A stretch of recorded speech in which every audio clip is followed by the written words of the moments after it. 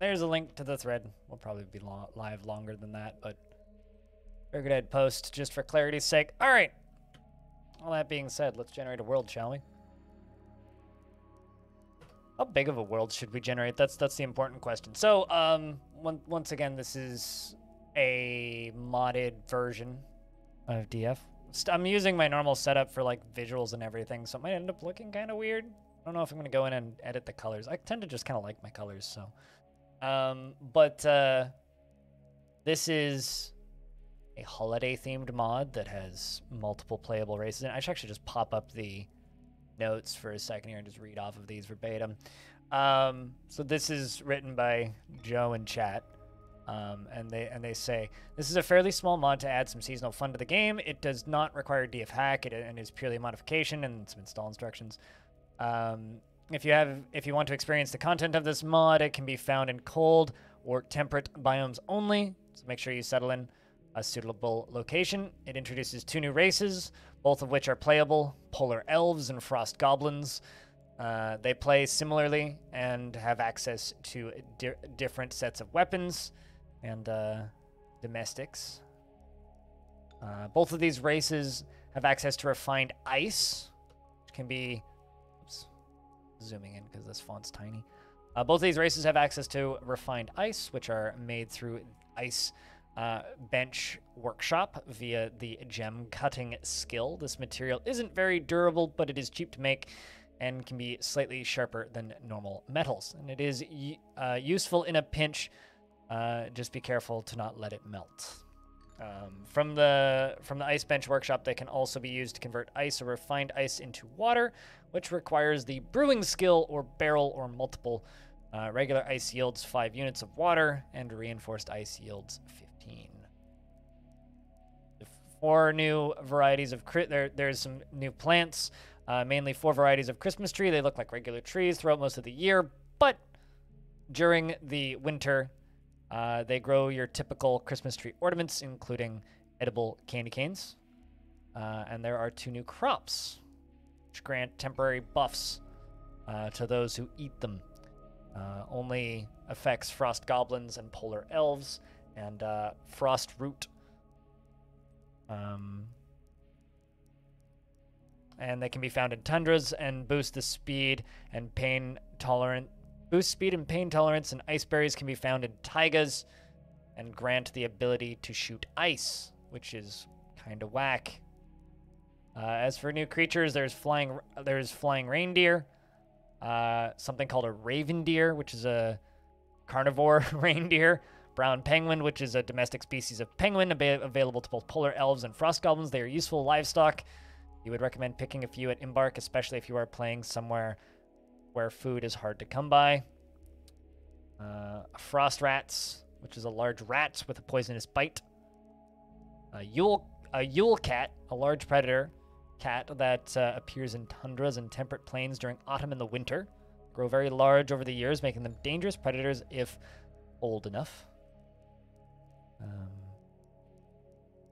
And then a Yule lad, small humanoid creature, which comes to steal stuff during the winter, as well as a bunch of other stuff, including snow vultures, snowmen, which is a friendly being made of snow that shows up during the winter, like plump helmet men. They don't really do much talking. Snow beast, ice beast, coal beast, bunch of other things. Don't let your kids play Roblox. That's the PSA of the day. Icon. Also, investments are open. But we're gonna generate a world. I'm thinking like 250 years history in large. Or rather, let's just do medium, and let's just do a long history and just stop it when it starts to look weird. You played Roblox as a kid, though maybe it wasn't as bad back then. Who knows? It's hard to say. It may have been just as bad. Pause. I just want to have a look at the world shape. That's a pretty good variety of biomes. Got plenty of stuff down south and plenty of stuff up north. Not the best timing on that, stupid, but we can do it. What do you guys think, chat? Ship it or go with something else? While I do the thing that Stupid wants me to do, which is read some words for you guys.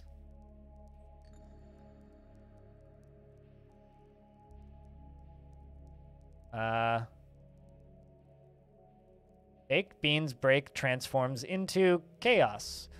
Oh no, poor quality poetry. Say it. I don't know how to pronounce that word. Hello, old dog. We continue digging for bones. Doo-doo. This is the sentence. Submarine sandwiches taste silly. Smelly jelly. Yes, sure.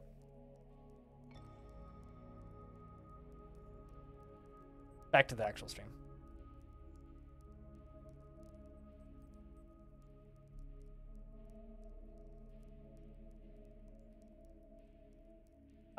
Core is a completely different thing, but more or less, yeah.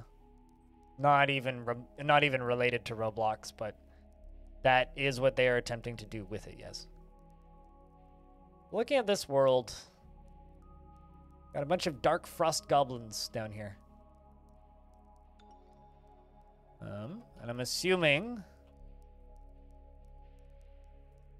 if I look at these elves, seem like normal elves. So this is one of the new races, these guys.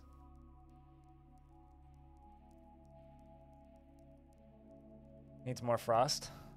They live in cities like humans? Weird. What kind of elves are those?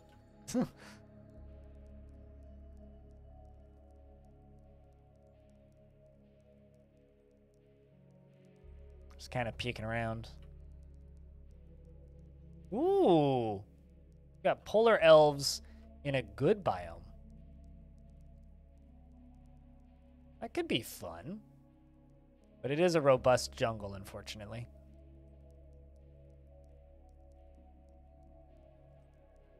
You've never seen them in a good biome? This world is decently connected. What's up here? Up here we got dwarven helixes. Humans, okay.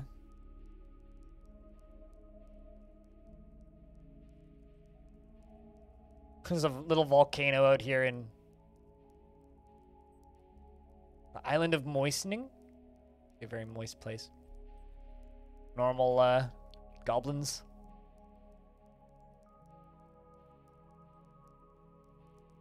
Are the ends on the map hills? No, they're generally plains. Like these are all plains. These are like hills and mountains.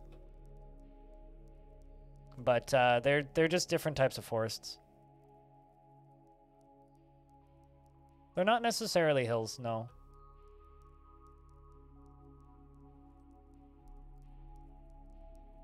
Not in this tile set.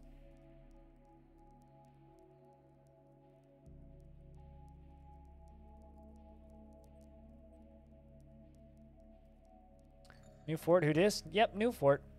Seasonal fort begins. I should have done this a couple days ago, but we have a mod installed. If you want a little bit of information, all of the links to the mod and whatnot are in this Reddit thread. Which is how I'm going to be promoting it. Get the mod some downloads and help the stream out. I don't know. I'm like 60-40 on this world. What do you guys think? Keep it or abort it? Bet. I think it's like almost all the way there. But I'm not certain we're going to get better. Like, this area up here is kind of neat. I guess my concern is there like kind of isn't why abort and why keep. If you don't understand why abort and why keep, then you shouldn't be asking the question. I'm not here to explain like worlds. I'm asking, do you like this world at a glance? Should we continue generating it or generate a different one? There's not much more to it than that.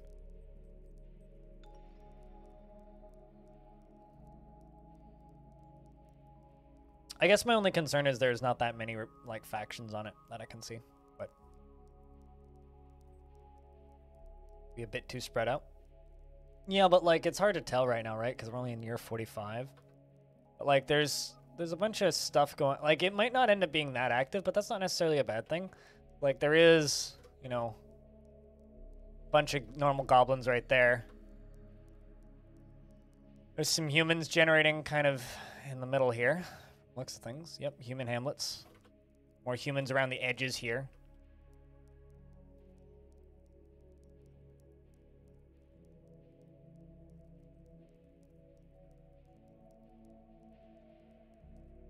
I don't know if I get the joke, Lorenz, but okay.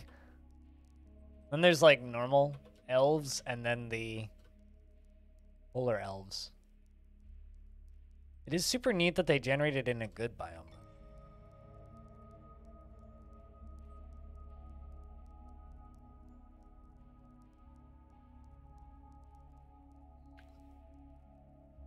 That's unfortunate.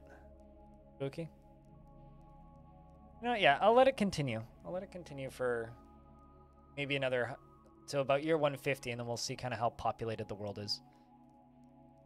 And then I'm also debating. I don't know what faction I want to play, because like there's frost goblins and polar elves, which are the two new factions that are playable in this mod. I'm kind of leaning frost goblins just because they have kind of an awesome spot down there. Like, look at that. We could go to war with some dwarves. Because kind of one of my thoughts is like, we could play as frost goblins, play for a bit, build a fort in like this kind of area, or maybe like over here a little bit, and then I want to let time pass. Oh, necromances. Then I want to let time pass for a bit. Okay, let's pause again. And then come back and play as the elves. And then try and interact with the other fort. Goblins do that. Spooky, they do that. But these are playable goblins, so. A tundra of whipping. Question is, are they the tundra of whipping cream? Raven deer are metal. Goblins are pretty metal in general. We got dwarves down here. Let's see how those elves are doing over here. All right, so they've like spread out of this little good biome. The polar elves. Normal normal goblins. Normal dwarves. This is kind of a neat spot actually as a dwarven faction to settle as part of. Because look at this. You've got like this kind of evil dune here. The Horn of Harvesting and the Praised Dunes. That's a good name. The Horn of Harvesting.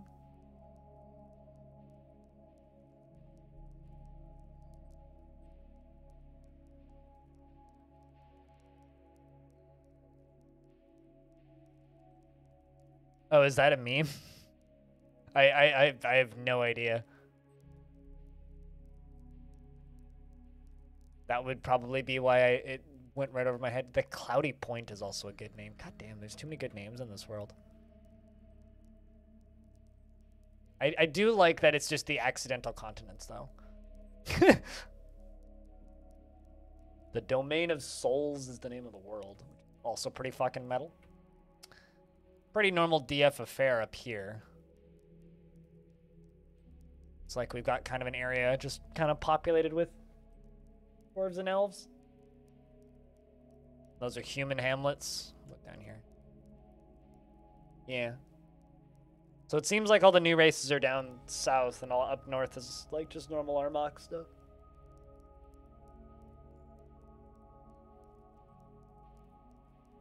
What do you mean Armok didn't mean to make these the good names or something else?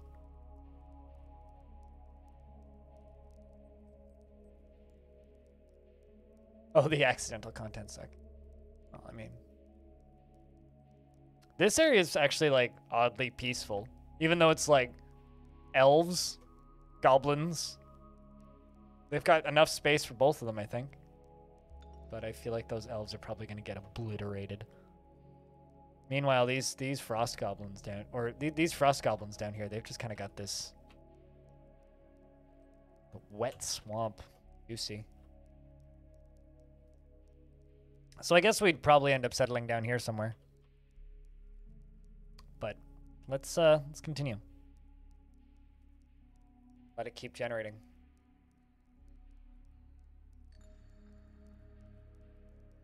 Because, like, I play so much Long Death, I sometimes go rather long periods of time without generating new worlds. It's always a fun time jumping into a new world.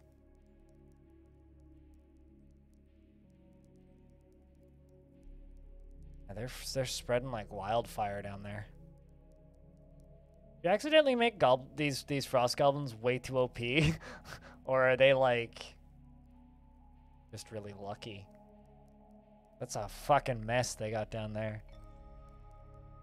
An unstoppable fortress of goblin pits pouring out of the south. We've never seen them do this in any of the worlds we've made. That's kind of neat.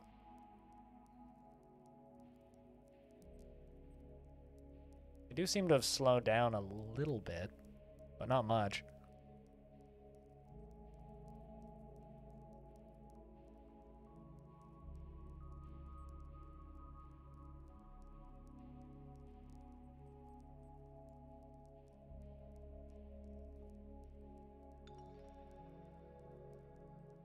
Making an amazing visualization for a screensaver, even having an animated picture frame somewhere.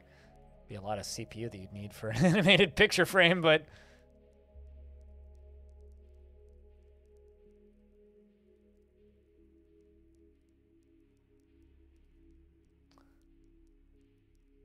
because I don't know. To me, building worlds in Dwarf Fort is kind of like mining Bitcoin. It's like it's not really something you want to just let run all the time. A lot of power. Like it doesn't like overload my CPU or anything because I've got a ridiculously strong CPU, but it's still, it puts about as much pressure on my computer as rendering a video. Also, World Gen slowed way the fuck down. Got a spooky biome spreading out of that tower just to the east, the little dwarven set of mountains. I think the goblins are to blame. What, for slowing World Gen down? Do you think they're just invading everybody? I kind of hope they're just at war with everybody on this half of the world, because that would actually be a lot of fun.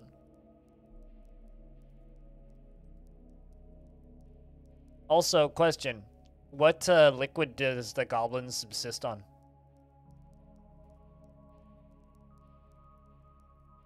Because if they're just alcohol dependent, I can just, like, drop down to caverns and just pick plants. I have plenty of stuff. Tang? Naturally. One of my favorite quotes that I've ever seen from Tang is in a Tang ad that was like, "The astronauts drink Tang on the space station." I'm like, that makes me not want to drink it.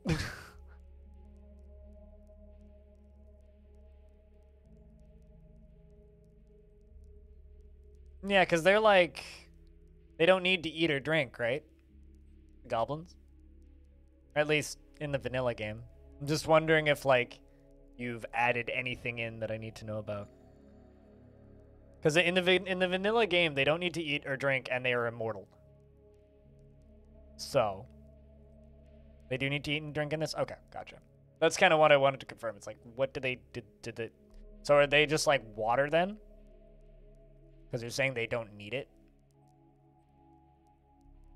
Otherwise, it'd be too easy. I mean, that's my problem with playing other races in vanilla right now, is it's too easy. It's like, okay, well, cool. There's, like, nothing to do. I guess I could, like, build a tower or something. Or, like, go invade somebody. But that's good to know.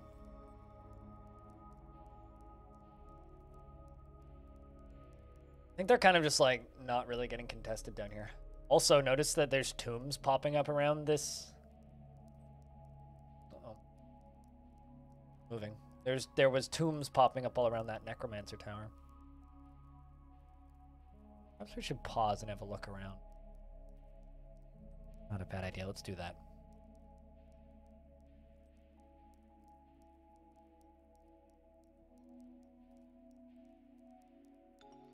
Huh.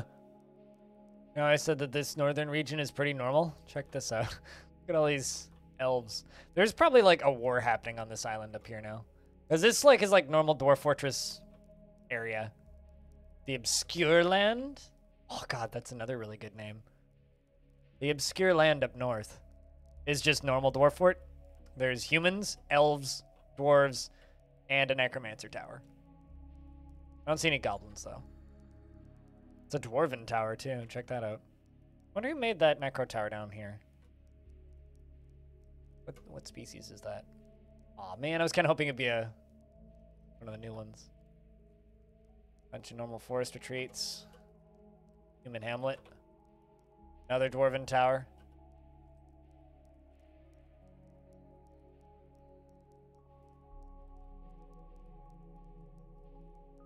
The Tundra of Whipping. Dark Frost Goblin Fortress.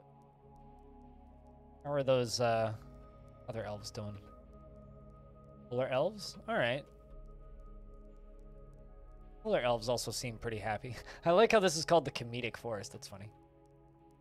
The accidental continents of the comedic forest of the accidental continents. Everybody knows that Armok makes mistakes. Speaking of Armok's making mistakes, check out this polar elven city. Or set of cities, I guess. A Frost of Spirit.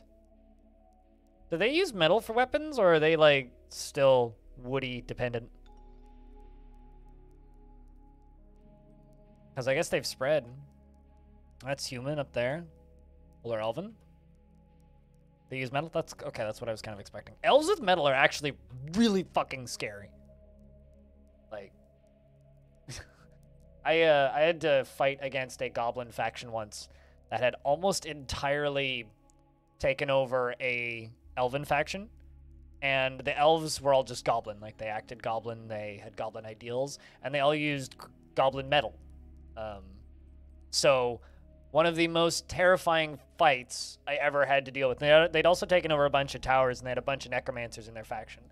And I was building my fort, and I was just chilling. I had walls, but it was kind of like open on the top, so I didn't really have any ways to stop them from getting in if they got in my walls, which I wasn't too worried about. And then a bunch of elves riding undead giant ravens showed up, wielding like iron and steel. And I was like, well, I guess I just die then. And they all just kind of flew into my fort and killed me. I was like, that cool.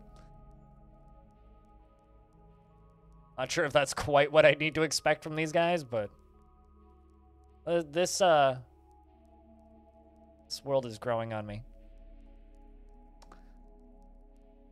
Very much so. I love those tombs popping up over there by that dwarven tower. They do have flying mounts. Yeah, that is terrifying. I think this will be a tunneling world. No open pit forts today.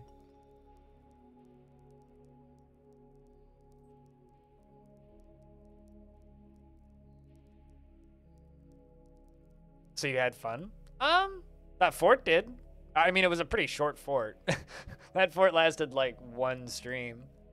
Normally my forts are like, yeah, I can keep it alive for like 10 streams plus. But like that one, I wasn't expecting it. The next fort I did in that world did fine though. We fought them back. We won. Good times.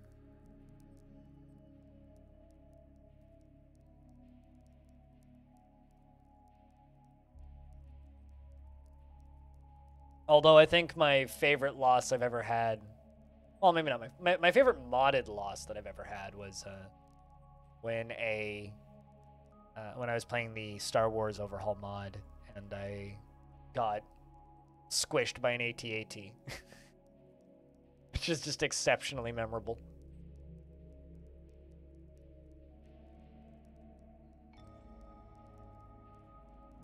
It's like, yeah, I was just chilling in my fort with all my droids and my Jawas, and then suddenly just an AT-AT's just like, yo, squish. Cool. Although the most sudden death I've ever had in Dwarf Fort was when I was building and I broke into the third cavern lair. Excuse me. And moments after breaking into the third cavern lair, there was a forgotten beast, which was a metal horse. Steel horse. And it had wings and it shot webs. How the fuck do you kill a steel horse when you're like, yo, we have 150 dwarves and we have like copper and a little bit of iron and some weapons that I've like scrounged together, and we're doing okay. We had 2 trained squads, and we're digging down, hit the 3rd cabin layer, and we're like, oh, cool. Poking around, walked in, chopped down 1 tree. Forgotten Beast shows up and just annihilates the entire fort in like under a minute. I went from like 160 dwarves down to like 0 in a couple of minutes. Disco, what up? It's good to see you. Happy holidays. How's things? Get to pour me some coffee. I'm curious, how many people here are sitting there watching those Roblox videos that I recommended? I know Psycon is. There's at least one. What Forgotten Beasts are? The remnants of the old world that the gods built. That's what the Myths and Magic update is going to help with. Allegedly.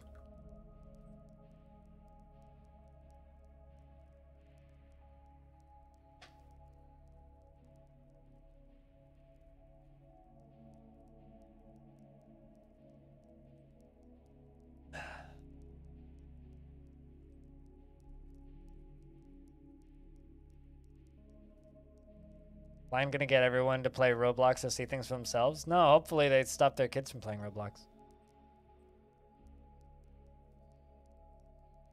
After the initial World Gen? What do you... I mean, they do spawn after World Gen, yeah. Absolutely. They reclaim forts that get taken over. They... things expand. The only thing I haven't seen happen post-World Gen is Necromancer Towers being built. That's the only thing that I think can't happen. Everything else can. Hiccups can, too. Everything else can.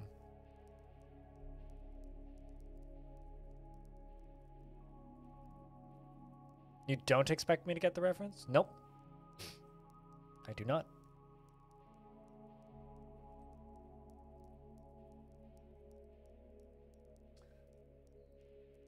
Oh, this is whack. My 2021 YouTube year in review just arrived from YouTube, courtesy of YouTube. In 2021, I got 6.3 million watch time minutes. 900,000 views. The most viewed countries were the United States, the United Kingdom, and Germany. Nobody is surprised. I received 5,599 comments, and July was the month with the most views.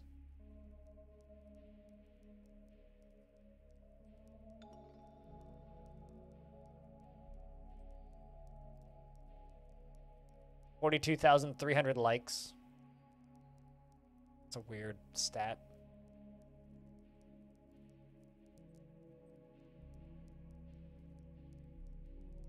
Now this is a weird stat. This year I got 55,000 comments, right? 55,000 or not 55. 5,500 comments. Apparently my lifetime comments is 8,884. That's a large percentage was this year. My lifetime likes on YouTube was 74,000, and I uploaded my first video on that YouTube channel at 3,129 days ago. That's a lot of days ago.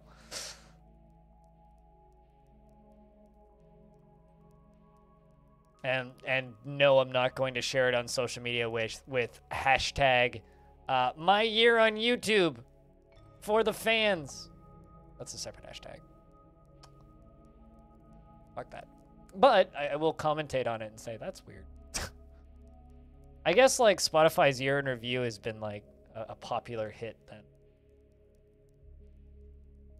181. Hashtag bragging. Yeah, pretty much. Hashtag humble brag. You really hate suggested social media posts? My favorite one that I've gotten recently was from Twitch. Twitch sent out an email which showed up in my what's it called? In my spam folder, and I noticed it the second to last day, just when I could still qualify. And it's Twitch is like, we want to send you a gift for free. So they pay for it and they pay for the shipping.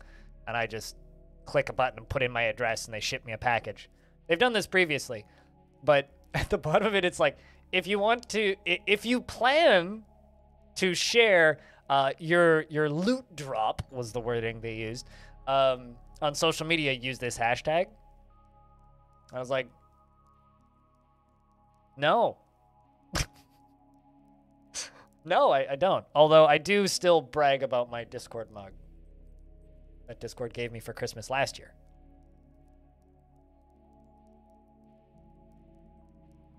Because it is legit the only mug I use.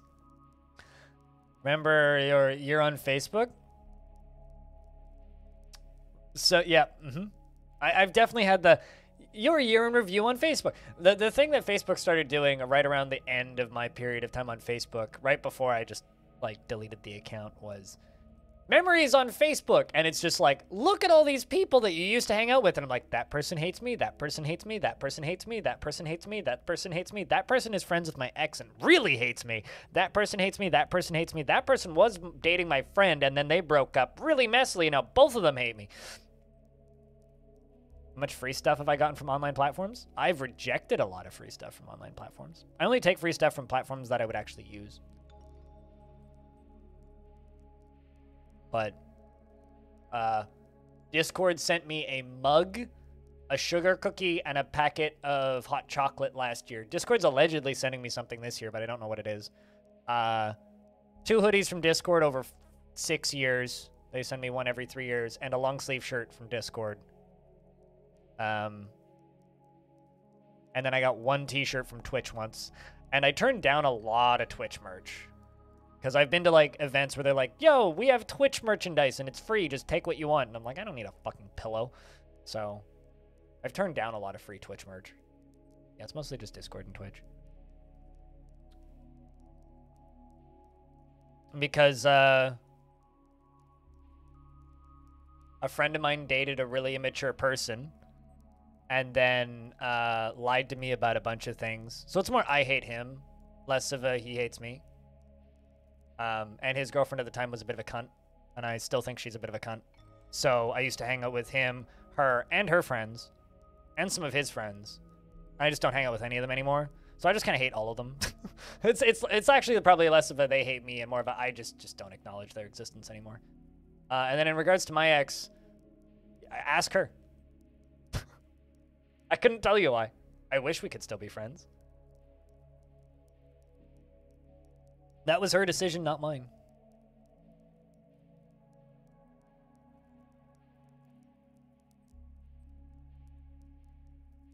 Well, that's good.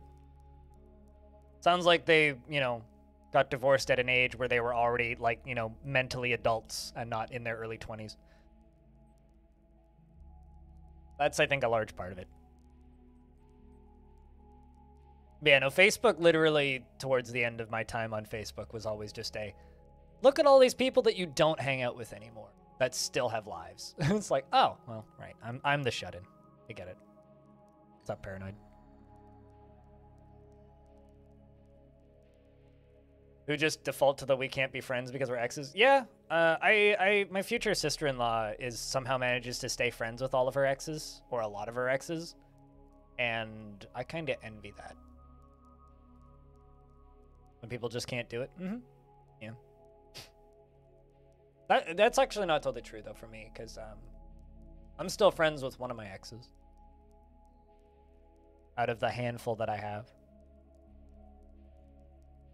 Although I'm much better at staying friends with flings. Like somebody that I meet once and hang out with for like a week. And then stop being together.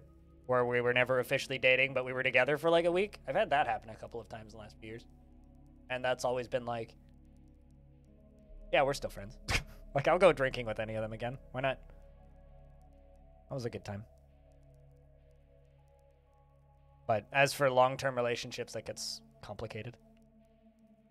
Crady as well. Hello, how you doing? Good to see you, man.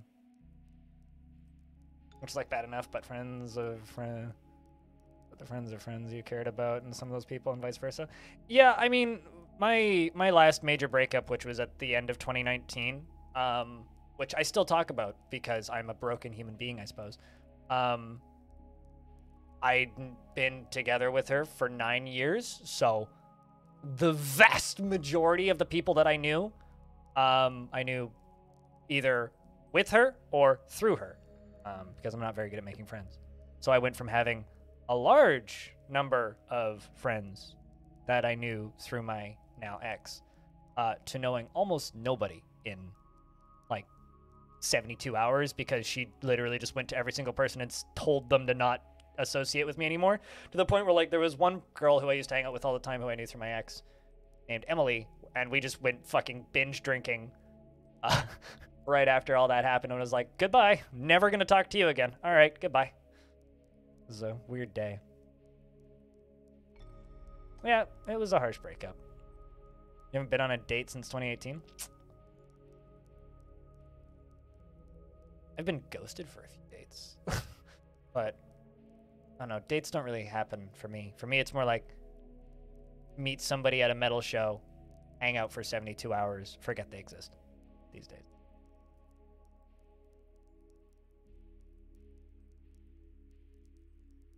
Suddenly have a lot of time to fill. Ironically, I just started, like, my ex leaving me gave me the time to build a YouTube channel. Believe it or not. Like, the only reason I have time to do those interviews and, like, edit videos and shit is because of my ex leaving, so. It's been, like, business-wise and stream-wise, nothing but a positive.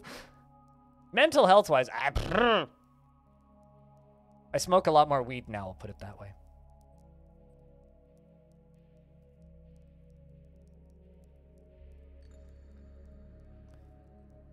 But, I don't know. It's a fucking trash fire out there, Monkey Monk. It really is. It really, really, really is just a fucking trash fire out there. And, like, the other thing, which I owe nothing but credit for to my community, is that breakup happened. I didn't stream for 3 days because of it, because I was moving her out. I basically, like, set a timer when that happened, because I took one look at what the amount of income I was making off of Twitch and the tiny YouTube channel I had at the time. I was like, I'm not going to survive another 6 months off of the amount that I was making then.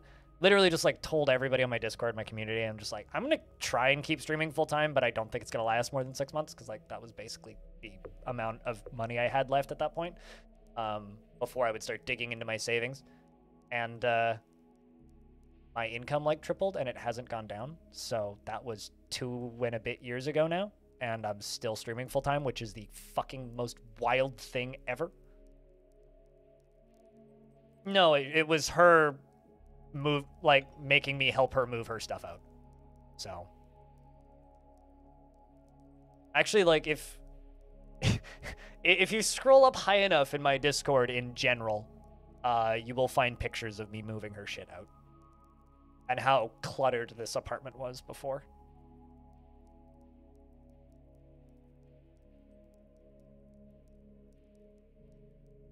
Not anymore, though. I don't know how the fuck we got onto this subject. Are we the same place? You're planning to go pro with this time, see if you can pull it off. Not very dramatic for you, but kind of a slow burn ending. Wait, what do you mean by go pro? But I don't know if we're the same person. But long-term relationships ending is always fucking brutal. It's actually kind of funny. Like, there's 2 types of content creators that I've met. Well, 3 types of content creators that I know that I've met on this platform. There's those that are single, that are, like, perpetually depressed. Then there are those that, like, have a partner or a significant other that either has a small part in the stream or barely shows up, that are perpetually not depressed, but doing all right. I'm still generating. Yeah, we're generating 550 years. And then there's those that are like, that have a partner that are, like, pretty happy. And then there are those who go through a lot of partners, and every single time it hurts their business. Which is like they'll be together with another streamer, and then they'll break up, and then one of the 2 of them just gets eviscerated off of the planet. It's such a weird. It's incredibly strange and interesting to me how relationships affect this industry.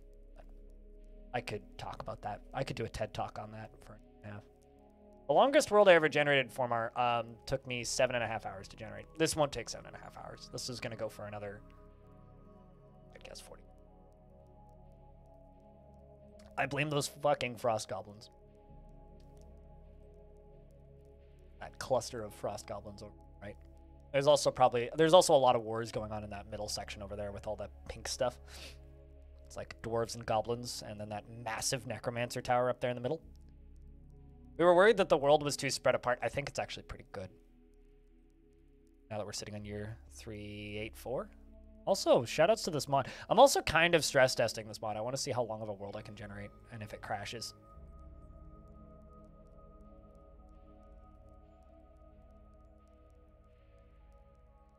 I don't know. How long have we been generating this? About 45 minutes? Yes, not bad. Not at all. Then again, I play too much DF, so.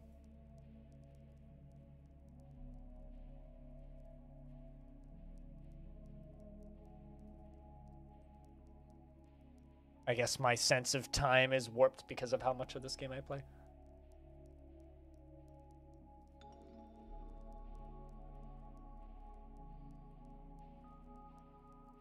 Yep, because every faction will just grow to a point where they all have a front line, or they'll start intermingling because they're allied, one of the two. One of the two. I mean, World Gen definitely slowed down at about year 170. Let's see how much CPU this is using. Less than 16%. Yeah, it's about tops of what DF can handle. About a gig of RAM. It depends on what kind of world you want, Formar. Dwarf Fortress has a tendency of changing, right? So if you generate a really young world, you'll get a lot of big monsters. You'll get a lot of forgotten beasts. You'll get a lot of titans and young dragons and young hydras and stuff like that. But if you generate an older world, you'll get more grimdark horrors. You'll get more necromancers. You'll get necromancer experiments, which are like procedurally generated creatures that are intelligent. You'll get more vampires, were creatures, and things of that sort of thing. I would also say that the older a world, generally the harder it gets, because the more fractured and damaged factions become over time. I ever let a world generate for a week? I don't think that's... I haven't, but I know a guy who had a laptop that did nothing but generate worlds, and he was trying to generate a world that was 20,000 years old. And every time it would get to like day 4, and the computer would crash. So, no, I've never let a world generate for a week. I also would have to take a week off streaming, or have a computer that I could run that could generate a world, and the other computer that I have isn't plugged in right now. And even if it was, I wouldn't be generating worlds on it, so no. The longest I've ever generated a world was 7.5 hours. And that was not the most recent, but the time before interview I had with Tarn Adams, where I had a world generating in the background. It was that world. I started it generating at 3 p.m. And I noticed it was finished at about 1 o'clock in the morning. It was 1,100-year-old large world with maximum civs and maximum sites. We managed a 2021 world. Okay, yeah, I mean, that's fair. But it was totally dominated by a single faction necromancer. Yep, yeah, that sounds about right. How much memory is leaked? None of it. Dwarf Fortress is actually pretty buttoned up when it comes to generating worlds. Like, Dwarf Fortress is actually a pretty shockingly optimized and well-built game when it comes to its generation. It's just slow because it doesn't use enough cores, but it's slow because it doesn't use enough cores because the game's base code was written in 2003, before cores were, readily available.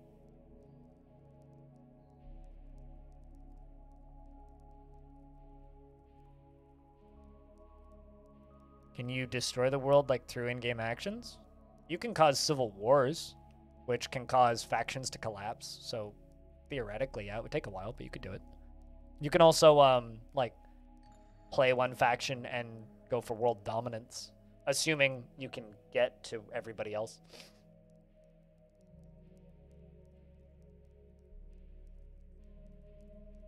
Yeah, but people assume because it looks simple and it runs slowly that it's not well built. Also, it's year 420. Smoke him if you got him.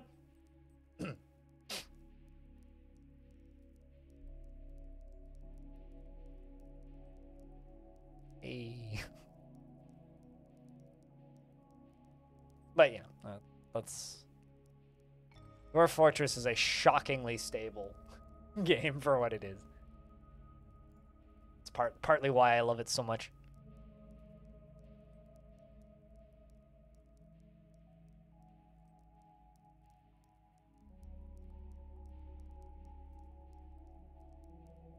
Do I play until I lose my fortress? I play until I'm finished with my fortress, and I don't know how long that is.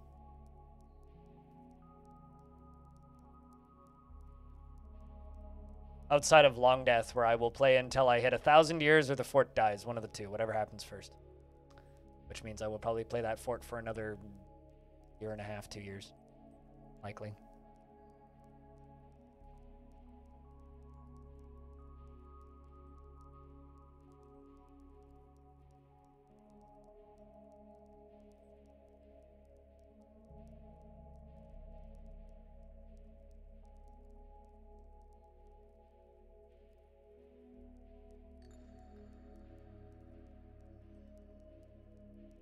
What I'll do when I reach 100? I'll think about that around year 850. Currently, no. Well, I know for a fact I will release the save file. I might, honestly, I'll probably just retire it and release the save file. Like, realistically, that's probably what I'll do. Retire it and release the save file. Maybe then reclaim it and dig too deep or something. I don't know. Start a new fortress in the same world could also be an option. Play for another 100 years.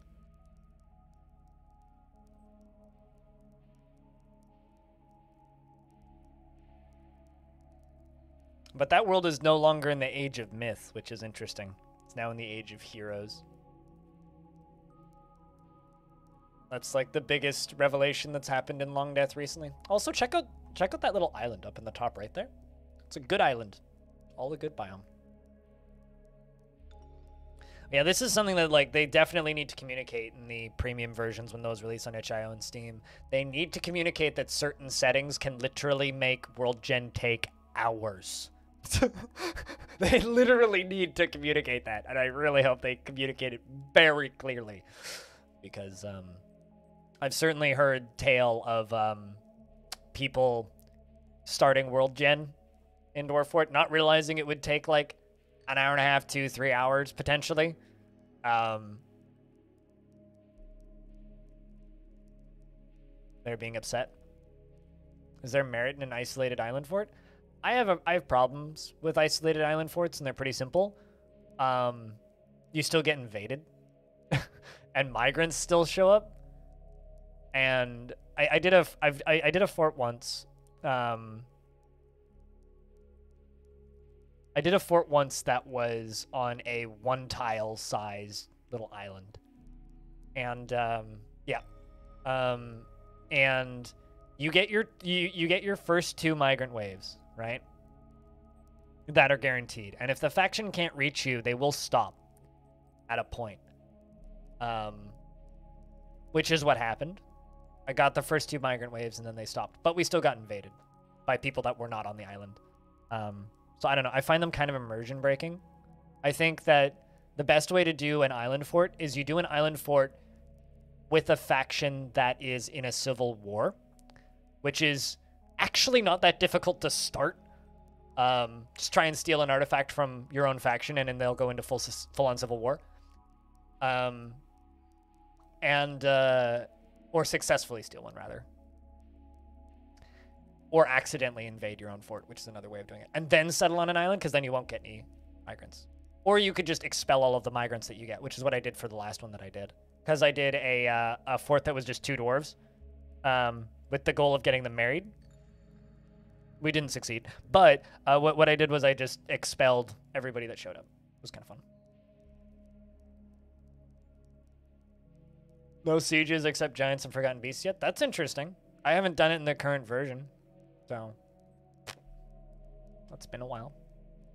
Maybe I should do a tropical island with a volcano summer fort or something.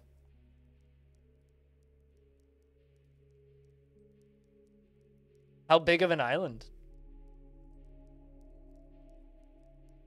I also, I like the idea of doing forts that are like, it's on an island, but it's you versus like 50 goblins. Or 50 goblin forts, or pits, or a bunch of elves or something. That's kind of fun. Also, this is just kind of an open question for you guys. You guys want me to do a video on how to install the mod that I'm playing? Because I could do that in like a minute-long video. It's not tricky to install. Literally, like, just download the thing and drag and drop. But every now and again, people ask me to do that sort of stuff on YouTube, and I just kind of look at it and go, like, you know, you can just read the manual, right? It's like 2 lines of text. You only use 1 tile. Island itself is a 2x2 on the big map. You only use 1 tile. Okay, gotcha. Okay. Oh, it's like a small square. I gotcha. There's some pretty small islands in this. The actual, like, in-lore reason of why things can appear in different places is they use the tunnels. They just dig underground. But, I don't know if I like that reason. But I'm going to let the world generate. I will be back in a sec. Still got, like... we're on 466, and we're going to 550, so... we got a little bit of time. I'll be right back.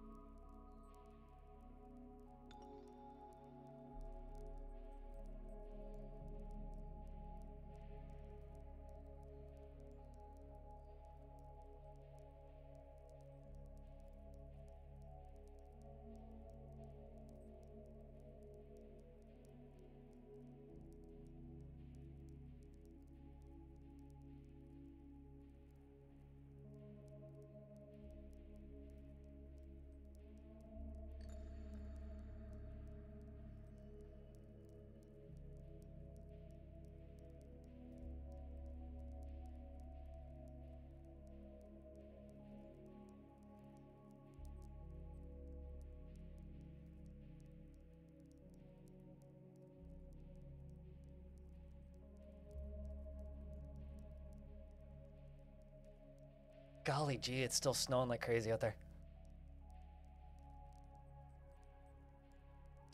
Would anyone be interested in a world builder crafting... Wait, what? In a world builder crafting interesting worlds in advanced gen and making them available for download?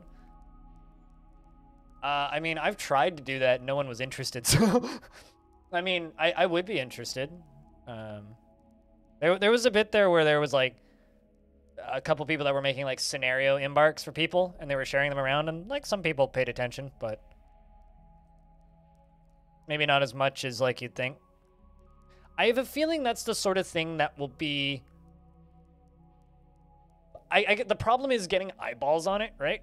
I have a feeling that's the sort of thing that'll be more popular once the premium versions release. Because then, theoretically, you could just huck it up on the workshop, right?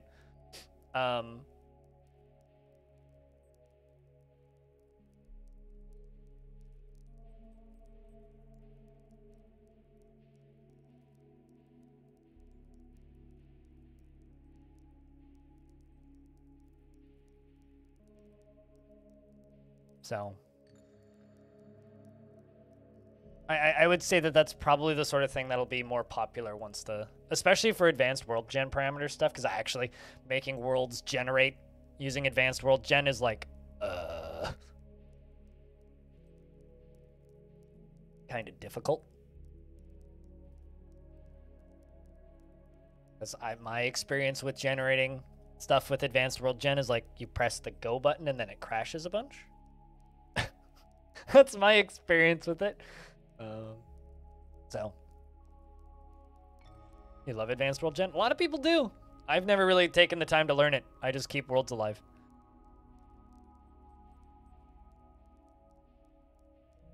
But you can't play them all? Yeah, I mean, I have a feeling that's the sort of thing that would, like, if you could, like, generate a really neat world, make, like, a 3-minute video about the history and chuck it on the Steam Workshop, that might actually do quite well. That maybe could do quite well. The amount of X needed requirements? Probably. Probably. But I know nothing about it. Also, fun fact, I was born in 1994. This is my 1994th stream.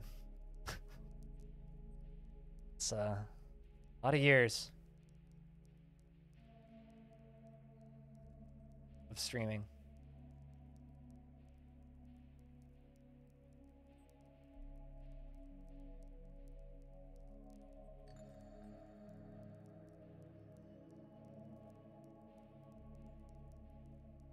It's a lot of goddamn years.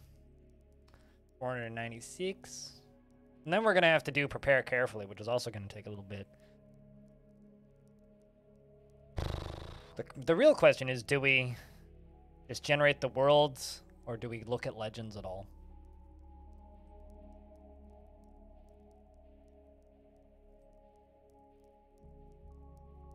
Investments are open, heads up chat.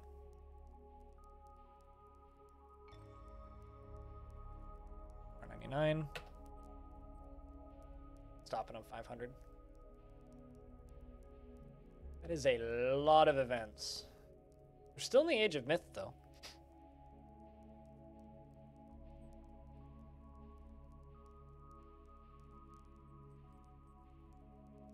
Got it on 501. That's fine. That's interesting.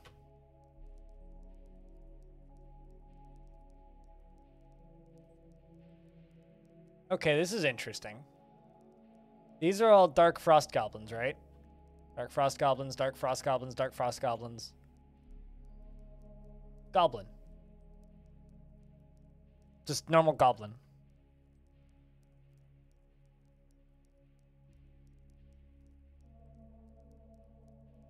And there's also a monastery and 2 tombs.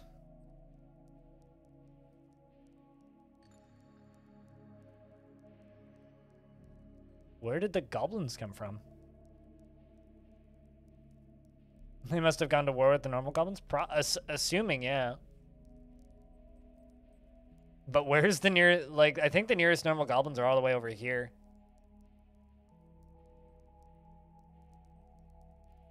That, or they're like... Well, it's not a reclaimed site. That's a fort. So that's like a surface site. That's like not our actual settlement. I don't see any like reclaimed sites. They're not really occupying.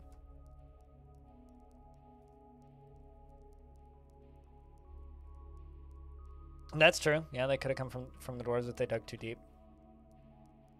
What's going on up here? And these are all dwarven settlements, right? There's definitely a war going on here because there's one... Oh, that's a human tower. 2 human towers and a dwarven tower. Neat little spot up here as well. Big old road. Human towns. This area over here is a mess, though. Like, look at this giant evil biome that's just, like, sprung out of this. Tots Nogosp. Of the Mire of Kindling. Naturally. And then these polar elves we've got down here are still in this good biome, and they've also still spread down to here. The barricaded axe. Barricade this axe. And they've also like spread down onto the polar tundra down here. Yeah, there was a human fortress in there. Something's going on up here, that's for sure. And then this area up here is also kind of a mess. Plenty of like destroyed human towns and like occupied destroyed human towns plus these two towers. What about that continent up here?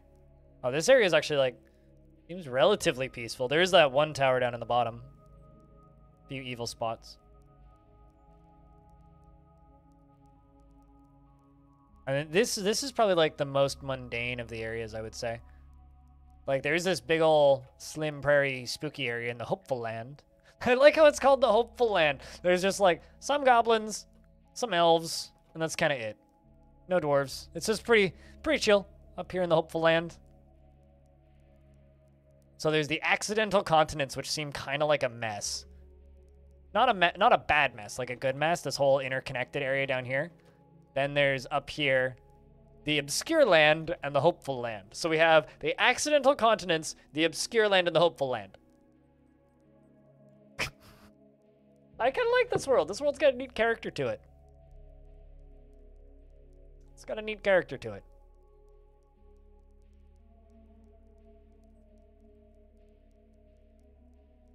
Kind of thinking about just shipping it here. What do you think, chat? Should we let it go to 550 or use the world as it currently is? What do you guys think? Got some nice little themed areas.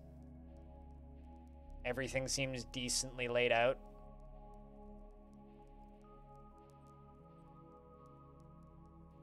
We can ship that as is. I think we can.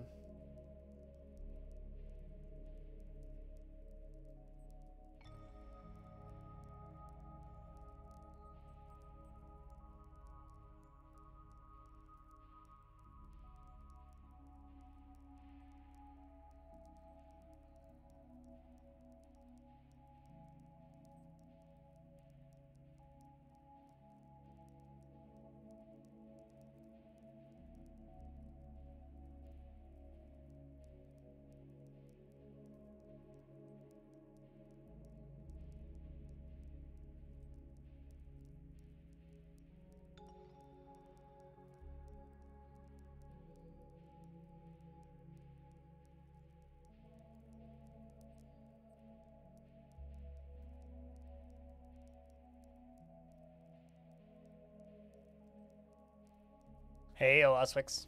How's things?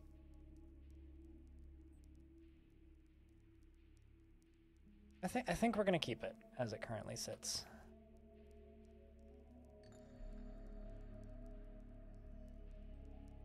Kind of peek around a little bit first.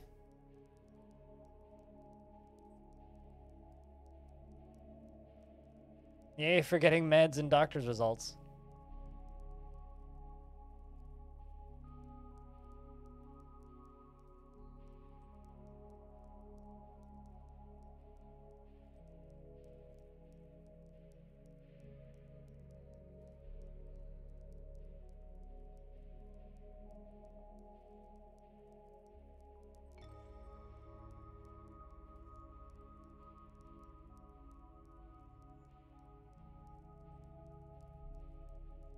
Took them a whole week to test and conclude that you have an infection? Well, I mean, at the very least it's done.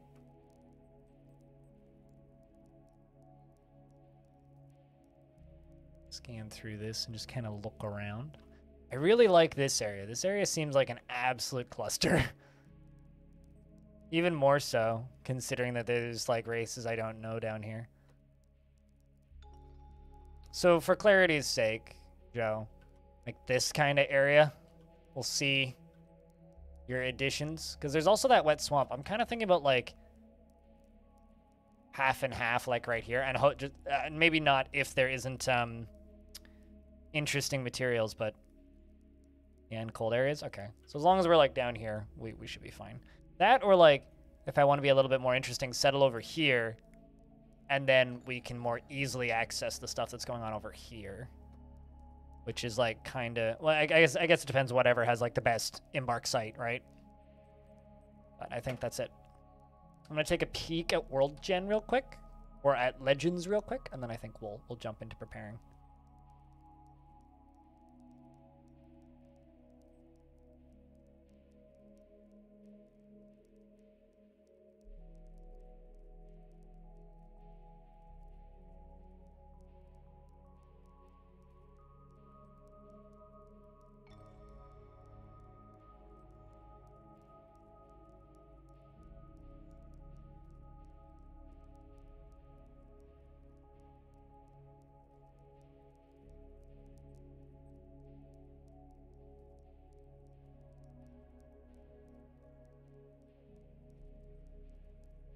You should really get into if again, but you're kind of waiting for the Steam version to come. A lot of people are. No issue in waiting. I mean, it's a great game, but it's a great game that, you know, it's a great game that has a lot of caveats, right? And I don't think that really works against it. I think that it's a fine enough game. It's just,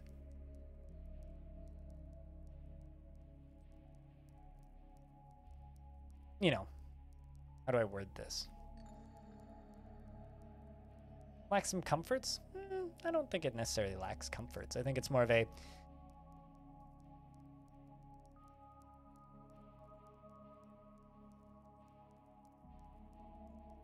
it's not your normal games experience, I suppose. Good tile set? It doesn't even need to be a good tile set. Just a tile set that you like looking at. Because you have to look at it a lot, right? Just want to look at the historical map.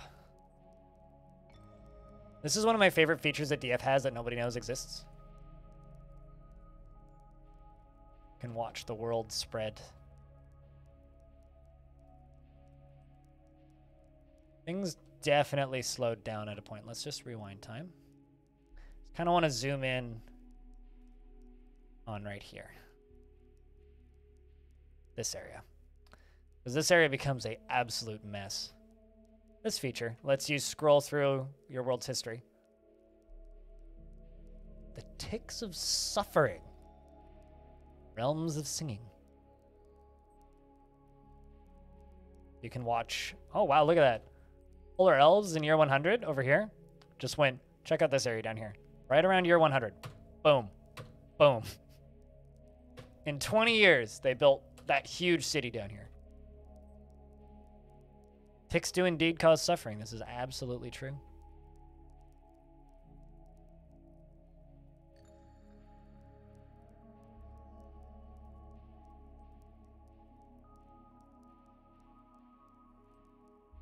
But like these guys down here, they spread a whole bunch early on.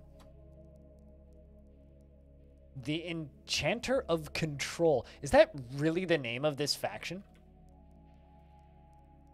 Holy shit. That is a good fucking name. These are the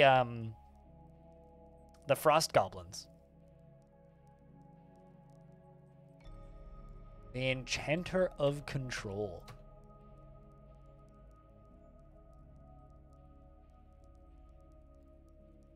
They have attended you just adjusted the naming so the Christmas factions have the tendency to use magic-ish names. Yeah, I mean that's a cool name.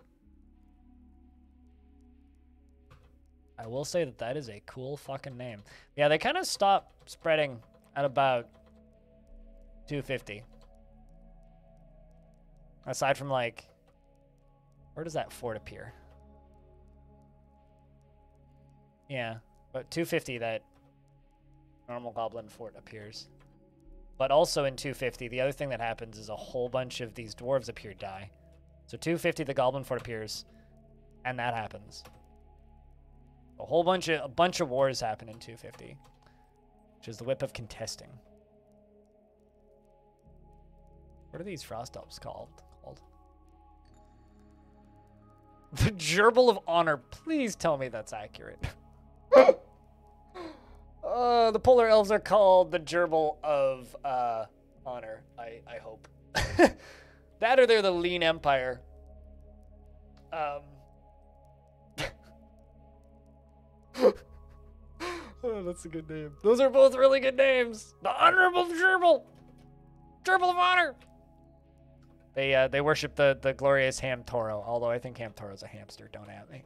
What do we got up here? Ponderous Kingdoms, an elven faction. And the Equal Fountain. The Equal Fountain. Also a good name. It's lots of good names in this world. Lots of good names in this world. All right, I don't need to do too much else in Legends, unless there's anything specific you guys want me to look up. Actually, I guess theoretically I could go to the Enchanter of Control. So the Enchanter of Control, this faction that I'm kind of planning to play, was a Frost Goblin civilization of the Domain of Souls. In the time before time, the Chameleon Fiend, Ingen the Spider Doom of Hoods, became the master of the Enchanter of Control.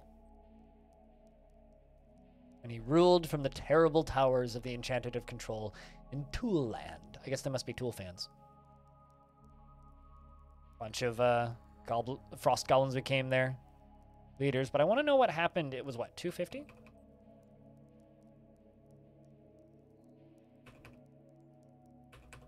Seems like they just kind of started having processions and parades around 140. But if we go to 250...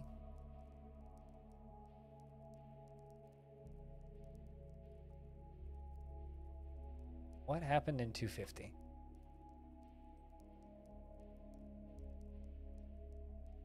Nothing but recitals and events, although the Frost Goblin Sudur Northchuck fooled the Enchanter of Control into believing that he was the Frost Goblin monk Osna's Distrust Combat. Yeah, definitely trust that one. Of the Mellow Dominion. Okay. Sure. How deceitful, yeah, right? The Living Plank, the Council of Artifices. I'm pretty sure I've seen a Council of Artifices before. Ooh! Got kobolds. The kobold civilization called Juz. Seems like they got killed by the mountain titan Omli Rainy Woods. The Flowery Routed. Julie and Gelosteritis. And destroyed Ditchrax. Or Ditchcracks, not Ditchrax. Well, rip that kobold faction. There's actually a lot of kobolds.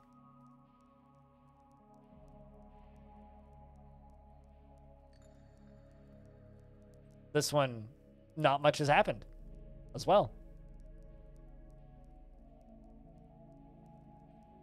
Juridigin of Stradafolger constructed... Wait, hold on. Is that a legendary kobold? I think it is. Oh, no, I misread that. In Doomed Scar of the Hairy Merc. Settled in Doomed Scar of the Hairy Merc. All right. I think it's time for us to start playing. So that's it for World Gen. That is it for World Gen. Or Fortress. Although it's not really Dwarf Fortress. We're like, other fortress. Other critter fortress. There goes the calendar. Scrolling ahead by 2 weeks.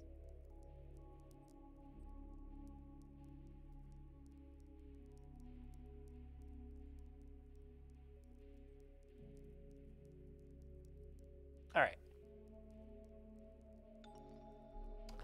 The Enchanter of Control and the Gerbil of Honor are our two modded factions that I'm aware of. God, the Gerbil of Honor. Oh, man. Oh, man. So this is supposedly the screen that they are currently working on in the premium versions. I'm real curious to see if they're going to keep the triple screen book or not. I kind of doubt it, though. A gerbil-based jury system. The gerbil that runs fastest on the spindle is right. Oh, man, I was kind of hoping we'd get yellow metals on one of these. Edge. What over here? A lot of deep metals.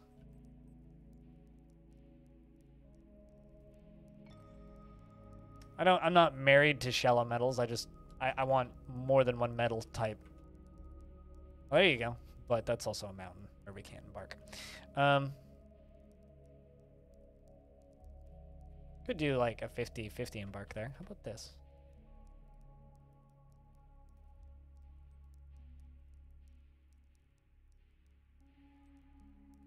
That gives me 3. Temperate savanna, freezing. Trees are sparse. Untamed wilds. Other vegetation is mild. Got deep metals, flux. Deep metals and flux. And deep metals and flux. Guilty. The gerbil has spoken. Absolutely. Naturally. I don't know how the gerbil spoke, but allegedly the gerbil spoke.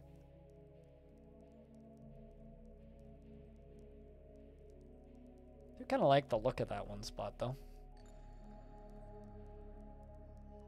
There's also frozen oceans.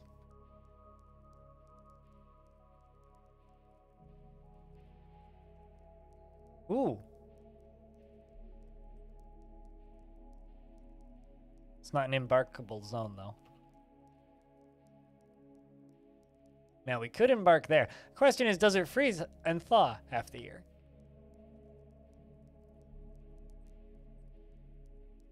I don't play with any mods or assists, no. Hey, vanilla. Well, technically this isn't vanilla because I'm playing with a mod, but I'm not using any external programs. Really saw the point.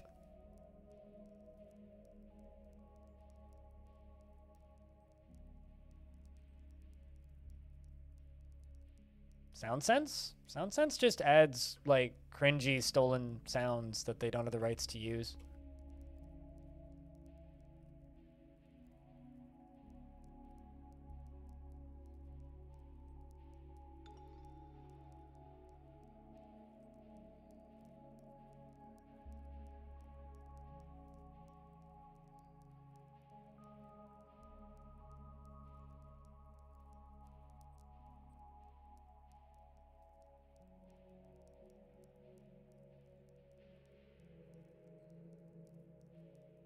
Yeah, I use Legends Viewer occasionally, but I kind of like filling in the blanks a little more with my brain, so I kind of just let other people use Legends Viewer for me.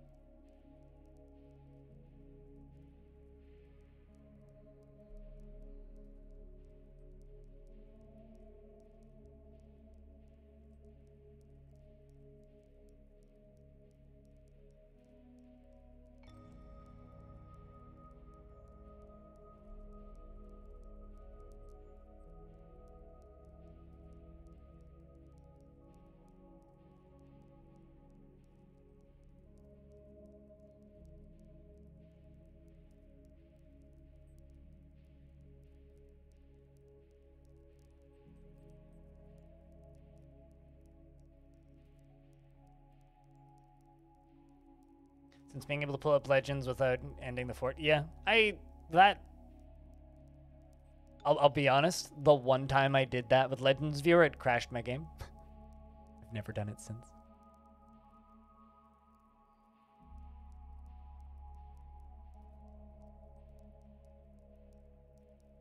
Unless you're doing something wrong that makes you sad. There's a lot of older stuff in DF that's kind of buggy that makes me feel like I'm doing stuff kind of wrong. This, I think, might be my favorite little spot I found. Although, allegedly, this is a reclaim on... Oh, never mind. I misread the UI. was like, what? Unretire?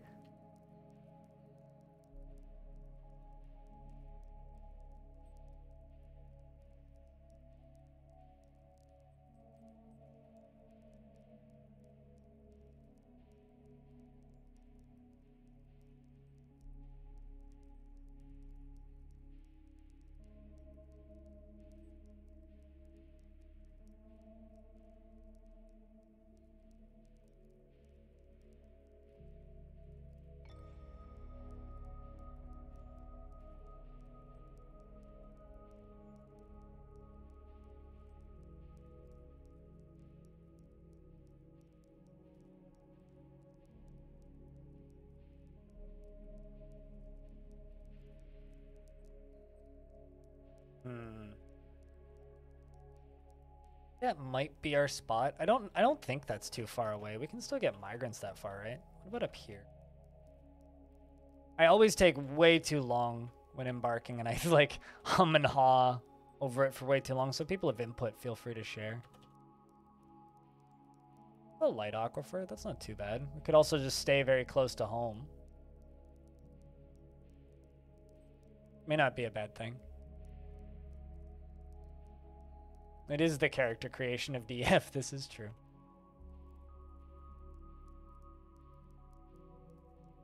Well, less of the character creation, more the character selection. I would say preparing carefully is the character creation. This is like selecting... This is like the first half of character creation, I guess. Okay, well that has shallow metals. That would be pretty flat though, I would assume, right? Yeah.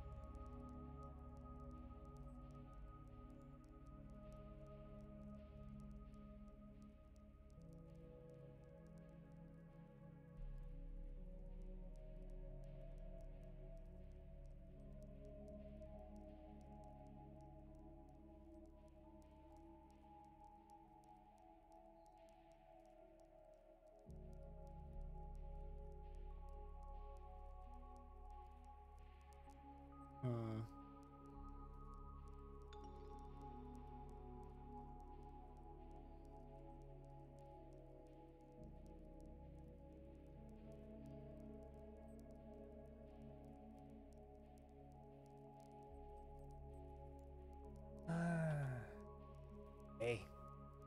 Sorry, I'm probably being way too quiet. There's also something kind of halfway going on in the background that I'm trying not to talk about. Fuck. I don't know. What do you guys think? Stay close to home or kind of go over here?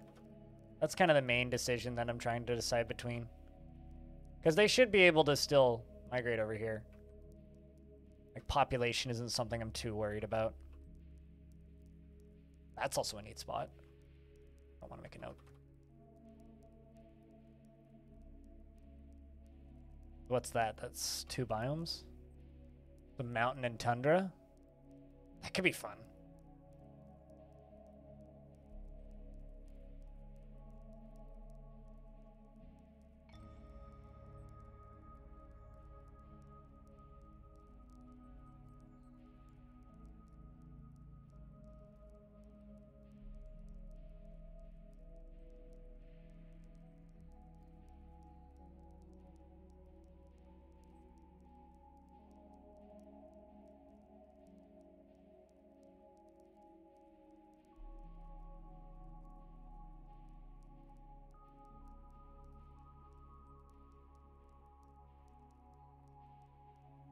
Doesn't have any trees? That's not true.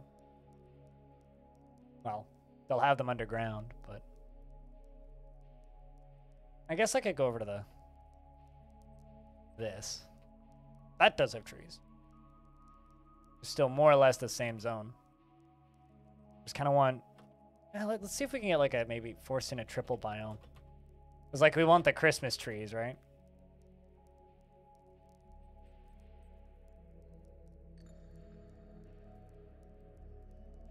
Man, I kind of wish that I could... Oh, actually, hold up. This might actually just give me what I'm wanting. What if we just say, fuck the frame rate? Fuck the frames! Let's get the cool shit. What do we got? Got a little bit of mountain, which is shallow and deep and flux. We've got a little bit of tundra, which has clay, soil, shallow metal, and deep metal. And we have that. Problem. Water. I guess we can turn ice into water, right? Because we're kind of like at the mercy of the caverns, really. And they can still drink alcohol? I'm assuming plump helmets are still in the game and shit, right?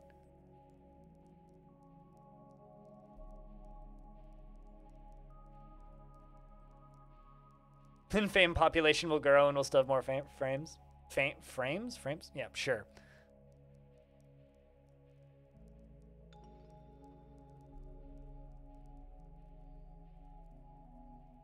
That's all untamed wilds, too. Oopsies.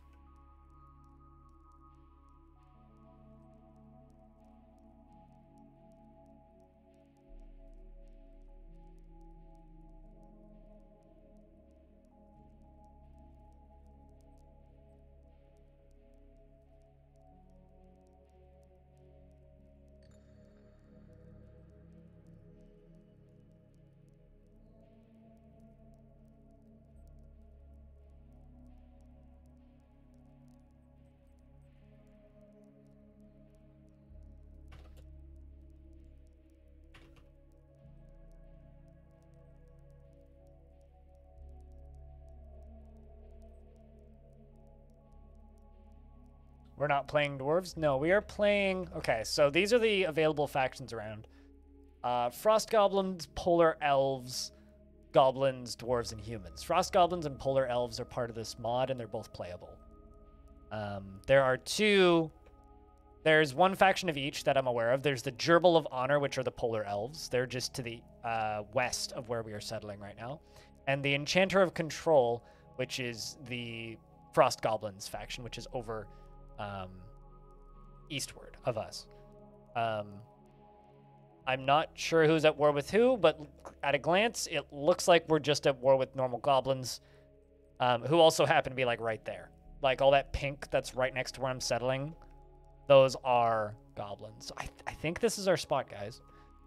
It's also not entirely flat. We do have some variety. A bit of a cliff down in the south side of the map, and kind of in the north half of the map that we have selected, there will be some other... There will be like there's kind of a bit of a dip, and like, so we're like in a little bit of a valley almost, with it on the right side of the map getting a little bit deeper and a little bit more higher up on the left side of the map. We do have access to trees in this biome. They are sparse, but we do have trees. And there's also a lot of new animals as well. So I think it's time to embark. You've selected a large area. You may experience lags. Yes. I know we'll experience lags, but that's okay. And prepare for the journey carefully.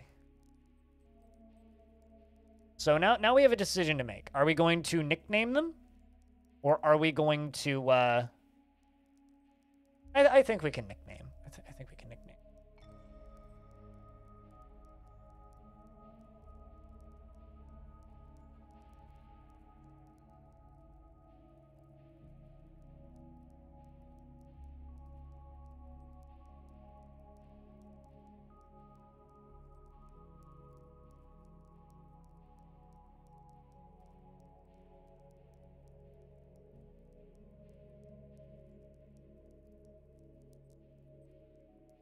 But yeah, I think that we can give nicknames to these. So what I think I'll do is I'll keep the original names, and I'll just put nicknames in quotes.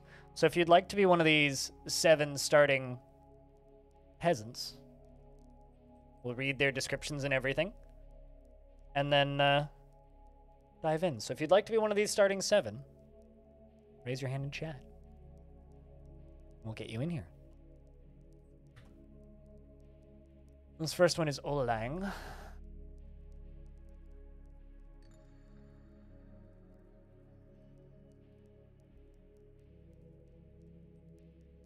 Pretty is your nickname. Song is Oswix.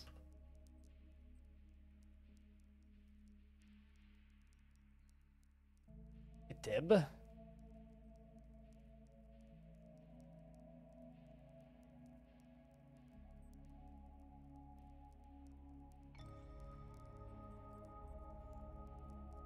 You can be spooky.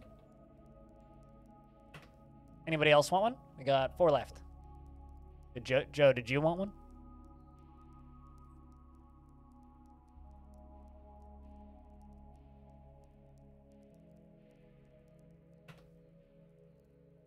Just an average Joe. Anybody else, chat? Anybody else want to call dibs? There will be more opportunities. Not really playing favorites here. It's just whoever puts their hand up.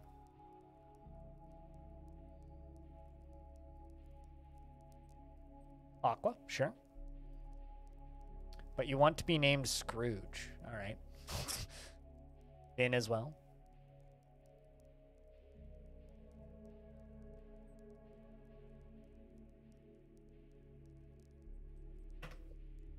Scrooge McQuack. No idea how long any of these will last, but we got 1 left, lads. 1 left. If the mod is complete, your descriptions should start with you saying "bah humbug." I don't think the mod is complete in that sense. We got 1 left, chat.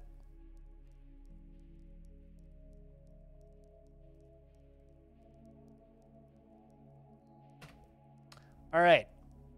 Now let's look at the items we can embark with. Polar bears? Oh. Sorry, I got way too excited for a second. Uh-oh. This is not a totally complete mod. Dwarven ale, dwarven beer. I think I'm just going to bring some extra plump helmets. Just because I know that that'll help. And I'm going to bring some extra ale. Because I don't know how long it's going to take us to get food up and running. And how long it's going to take us to get alcohol up and running. Do that and that. I don't need any of this crap.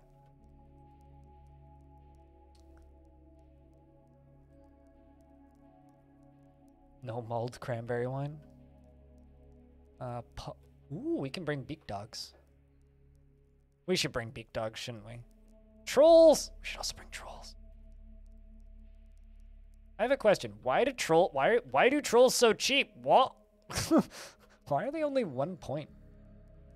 Well, I guess we're bringing 4 trolls. They have no pet value in game? That day I learned. I don't recall them being so cheap previously, but I mean, we absolutely need to bring some bear cubs, right? Or bring a polar bear. How do I... Okay. Let's think about this. We need bags.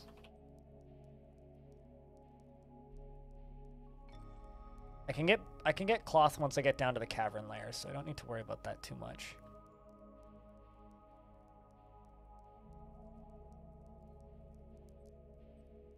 So these are the flying pets, the raven deer.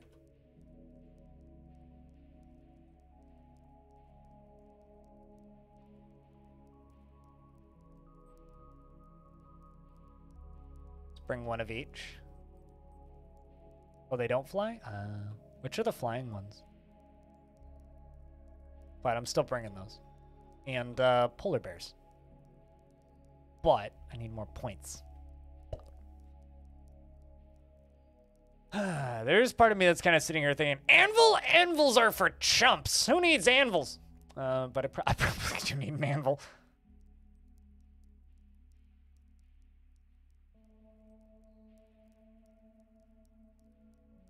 They're exclusive to polar elves? Well, guess we're raiding livestock.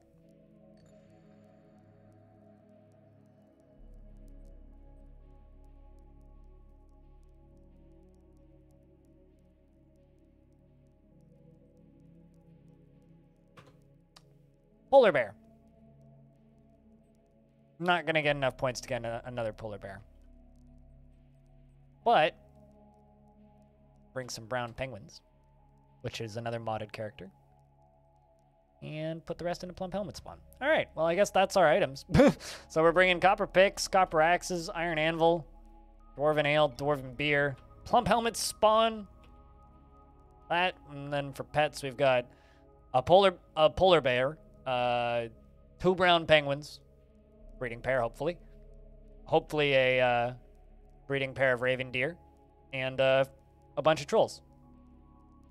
So that's that. Next thing we got to do is our fortress name? Yeah, fort name. Roof banners. Chat, we need something holiday soundy. We need something that sounds holiday-ish. Torment crowd? That's very holiday. Or maybe like more Clodsmith? That's a good name. Zasmoban Clodsmith. That's not how naming works, unfortunately. And I don't think Santa is a name in there. And I also wouldn't call it that because we're not really Santa's factory. We're goblins. Santa's factory would be more the elves. And I'm not into joking about child labor, so nah. Dimple die. What are the odds that you literally just get dimple die? Jingled bells? Is jingle even a word? Not how you type. Nope.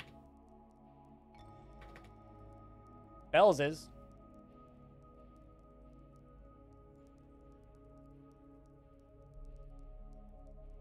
Bell die. Bell die, the science guy. Bell something. Bell Abbey? Bellvault! Mary in there? I don't think so. Nope. Glimmer is. Not that that's got anything to do with anything. Frostbelly. I mean, Bellfrost could work.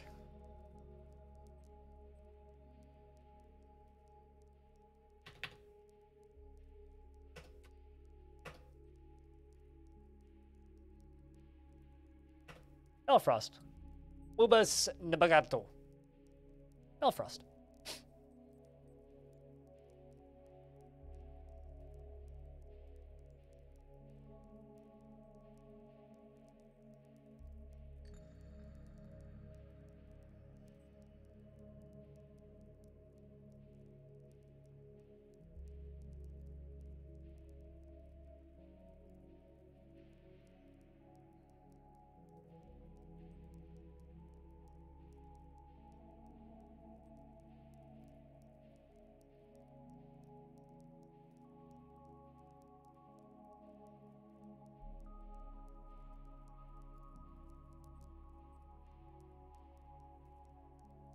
Something weird just I can't not talk about this anymore. Something weird just happened on YouTube.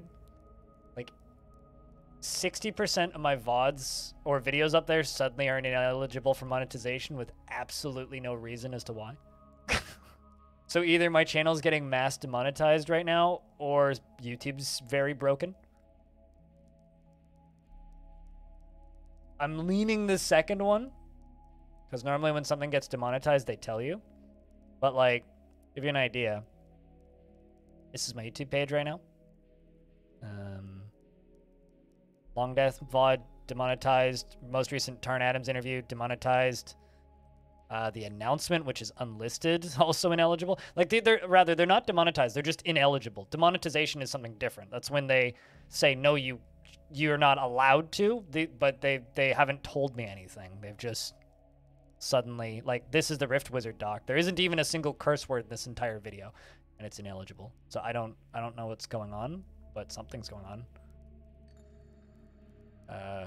Like for some reason, my like Dusk 82 playthrough. This one I understand. There's actually a copyright claim on that one. It's because of some of the music in Infra Arcana.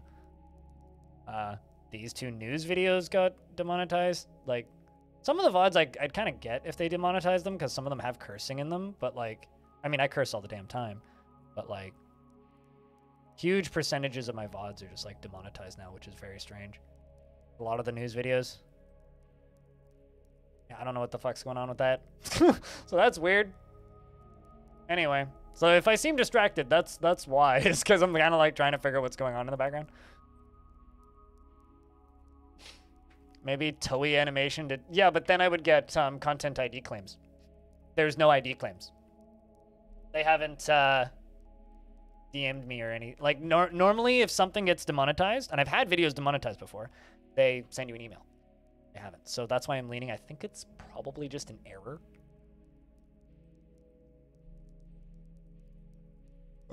Not that I'm aware of, but maybe.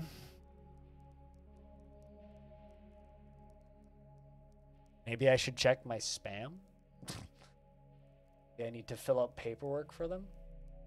That might actually be it.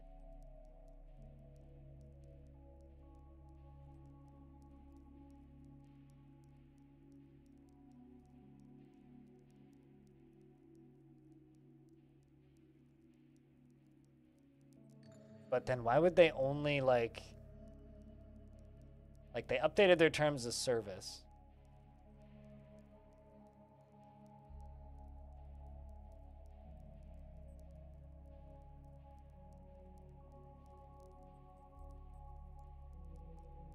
Like kind of a while ago.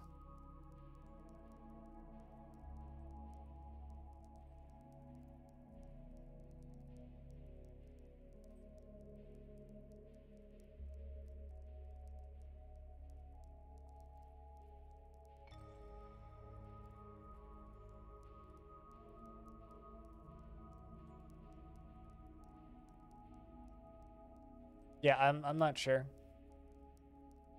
As far as I can tell, I'm all up to date on everything. But maybe I'm wrong.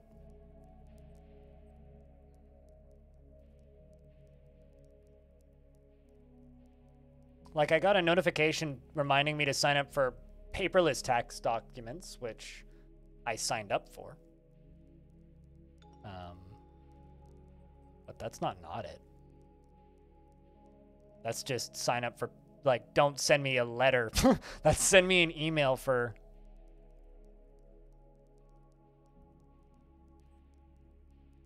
that. So I don't know.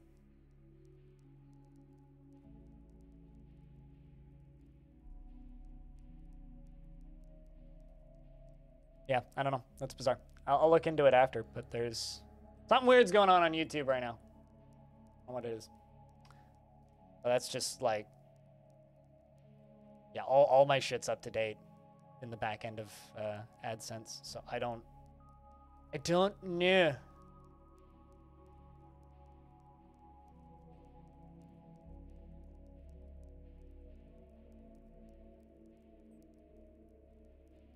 I'll look into that later. Got to do that off stream. All right. So we'll just go with Bell. Yes. So the fort name is Belfrost, and as for our group name, Fence of Bells, a single growl, Dreamy Shaft, no, Tangled Curse, Humid Tongs, P Rampart, Sort of Flies.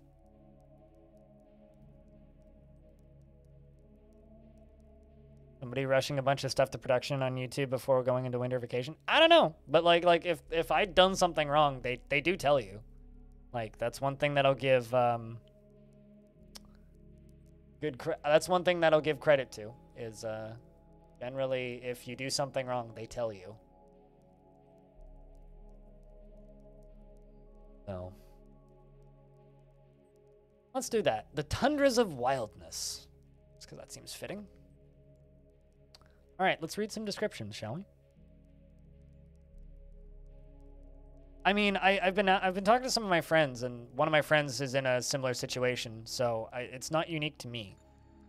So either YouTube's fucking up YouTube again, and you're gonna see 75,821 videos about it tomorrow, or at which point I don't really care. No, I don't want to buy your goddamn followers, you stupid bot. At which point I don't really care. Because if they just want to demonetize half my videos, they do that. I'm not gonna stop making videos. Most of my money from YouTube comes from Patreon anyway. So, and Twitch. But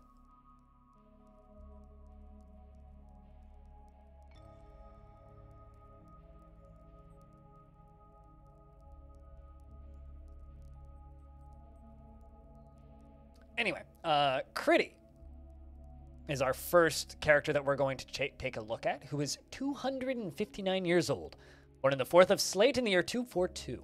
His hair is extremely long and he is weak. His slightly rounded yellow eyes are sunken. His head is tall, and he has very low cheekbones. His ears are tall and his hair is gray. His skin is dark blue. He likes quartzite, bismuth bronze, amber opal, and white stork feather. And the color periwinkle, cabinets and gems and polar bears for their strength. The words of the library of orbs and the sound of the velvety flutes and the sight of the wayward trade.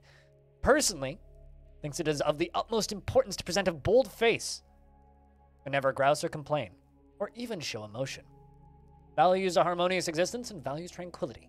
Peaceful day. Goblins are immortal. They're like elves.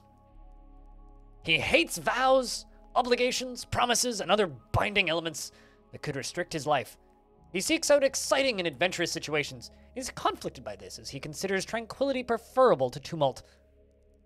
Conceptually, he can be happy and optimistic, and lives at a high-energy kinetic pace, dislikes helping others, and does not generally seek retribution for past wrongs.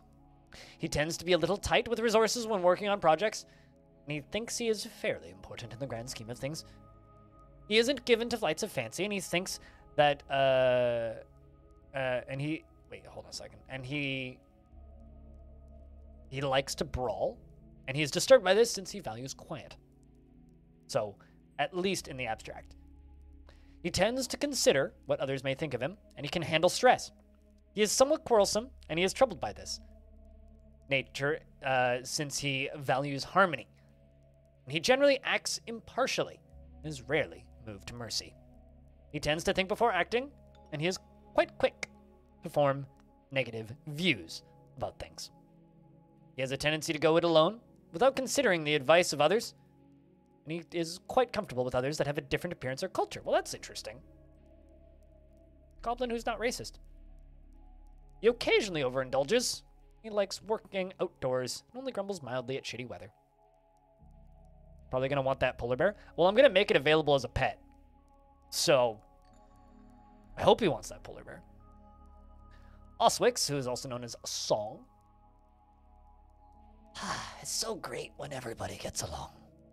204 years old, born on the 26th of Opal in the year 297. Hair is extremely long. He is incredibly skinny. He has a square chin, and his yellow eyes are sunken. His somewhat broad ears are tall, and his hair is gray, and his skin is dark blue. He is possessed of amazing recuperative powers? What the fuck does that mean? Likes olivine, nickel, picture jasper, gigantic panda leather, that's oddly specific, walrus tooth, and remy fabric, the color saffron, gems and bucklers, and the words of the flowery numbers. When possible, prefers to consume giant jumping spider, and yellow bullhead, and teff beer. Can't stand oysters. Probably an allergy, honestly.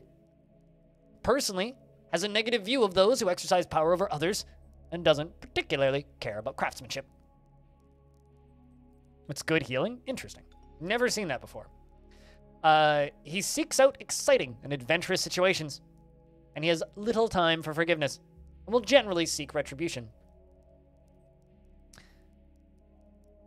He is rarely happy or enthusiastic, and he isn't conflicted by this as he values parties and merrymaking as an abstract concept, and occasionally overindulges. He likes to brawl and tends to not be swayed by the emotions of others, and can sometimes, act without deliberation. He prefers that everyone live as harmoniously as possible, and he is quite polite. Lives a fast-paced life, doesn't often feel envious of others. He's quite comfortable around others that have a different appearance or culture, and finds obligations confining. He generally acts impartially, he is rarely moved to mercy, and he is disturbed by this as someone who dislikes those who seek to acquire power over others, and he is quick to form negative views about things, and he points and shakes his finger. He's angry. He likes working outdoors and only grumbles mildly at cruddy weather.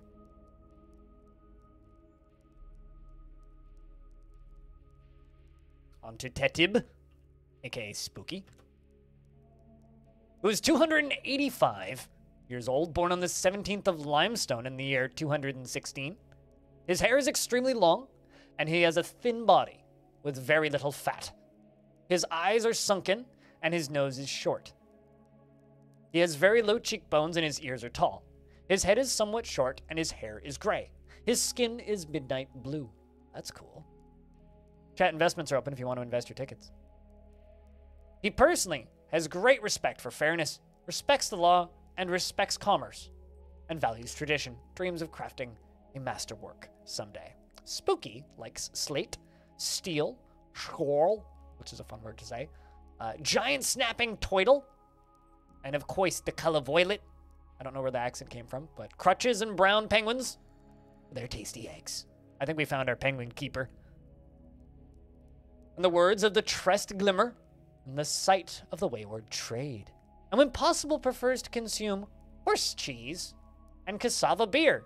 And wants to kill all the bats. Mood. Check. Investments are open. You can invest those tickets alongside of Aqua if you want.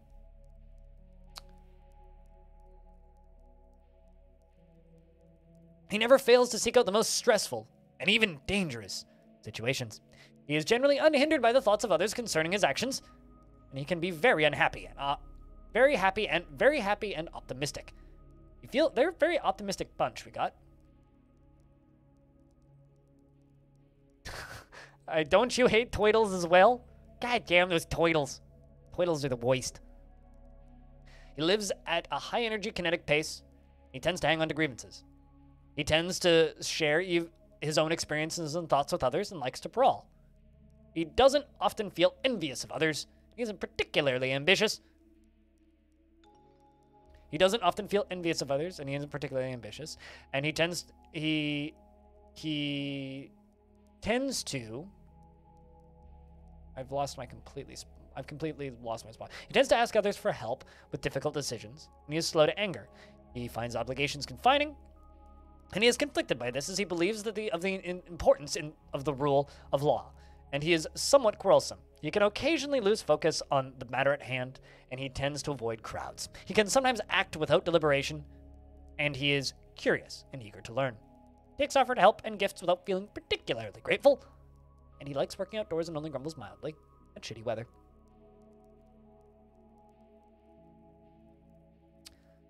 The next the next goblin here is Jill. And she says, "Be merry." I don't know what that voice sounds like. She's 250 years old, about 250. And she was born on the 23rd of the Obsidian in the year 251.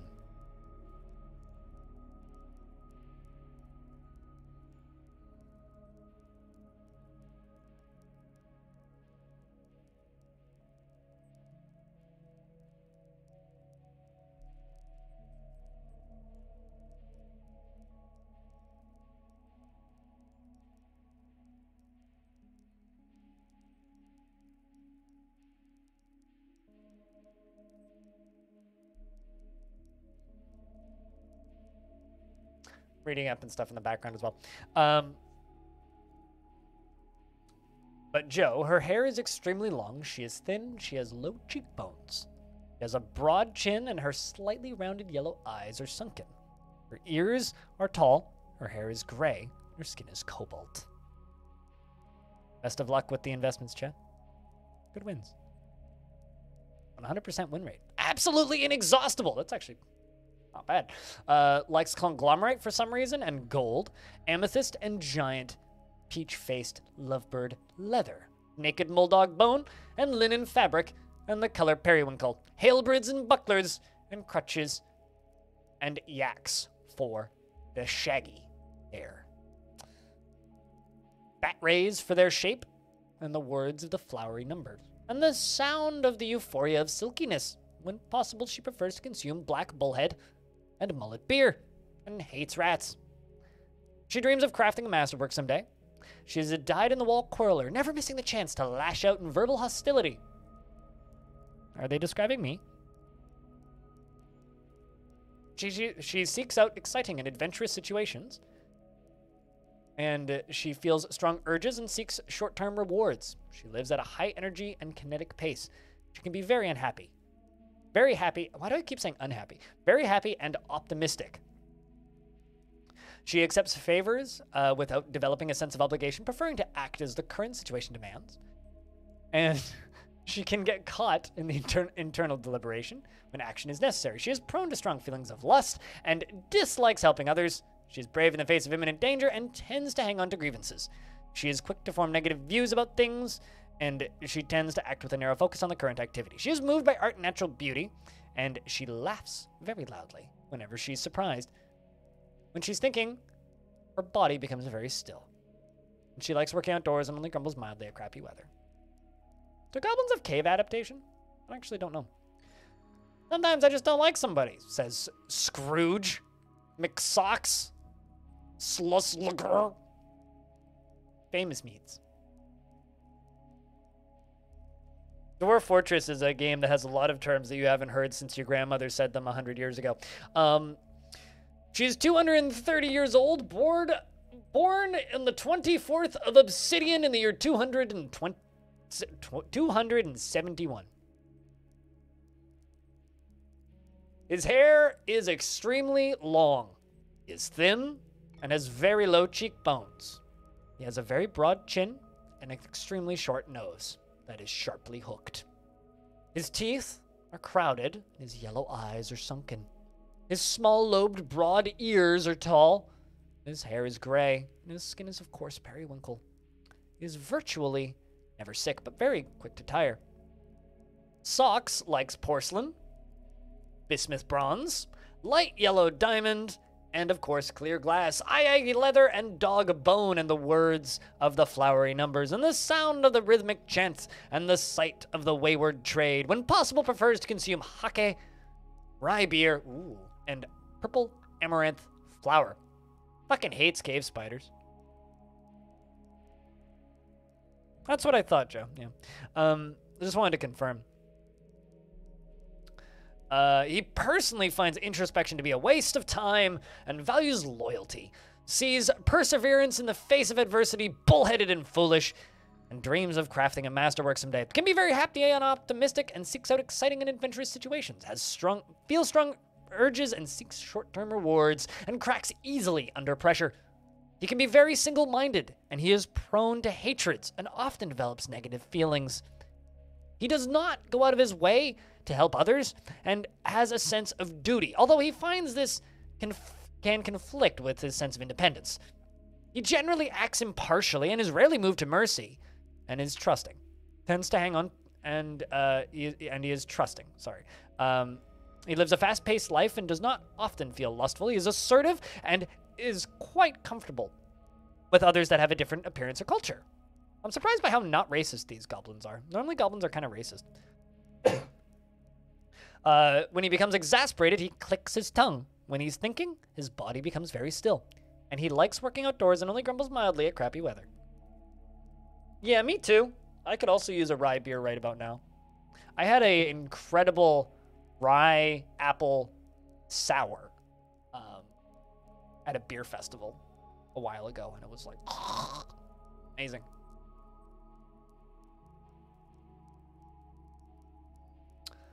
And Tast, aka Vin, Odan Nesmo, the peasant,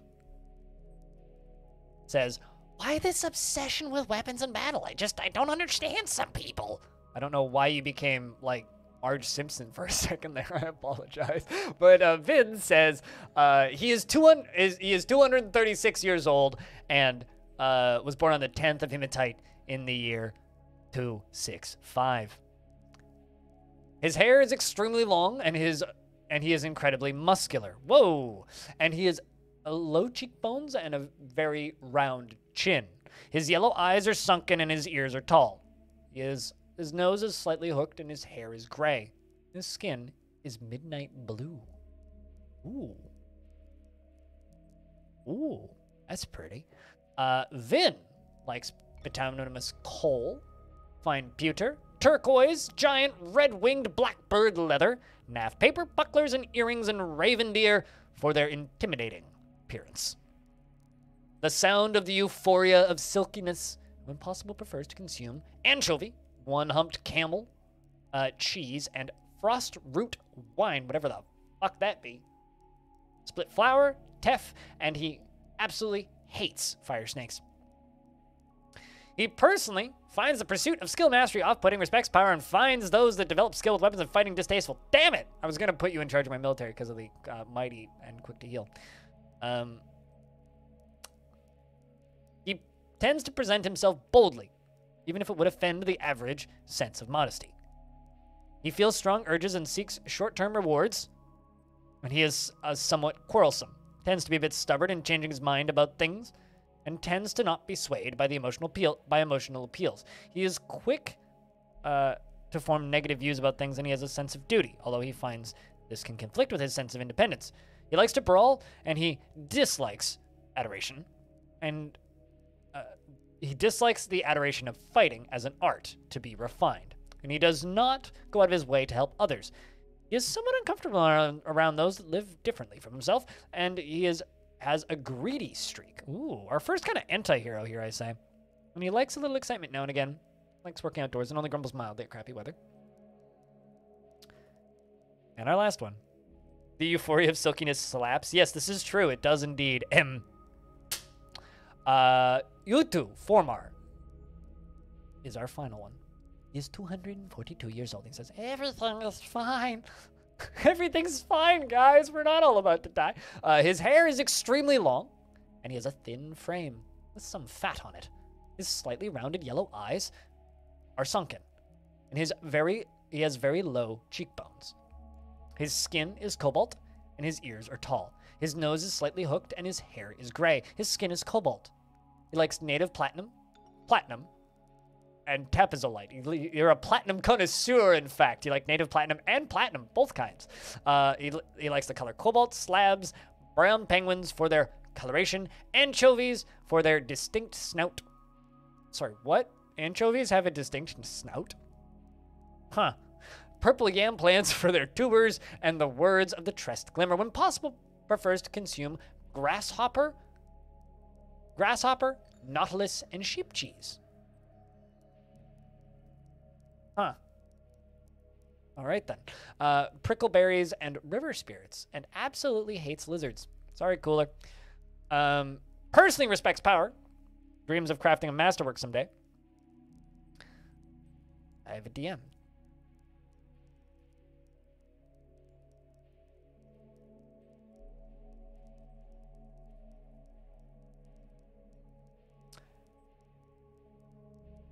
He finds a chaotic mess preferable to the boredom of harmonious living, and he is not the type to fall in love or even develop positive feelings.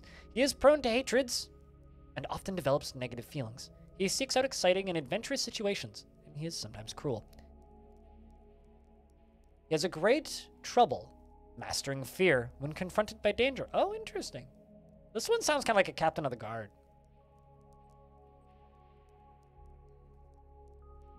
And he is rarely happy or enthusiastic. He is conflicted by this, as he values parties and merrymaking in the abstract.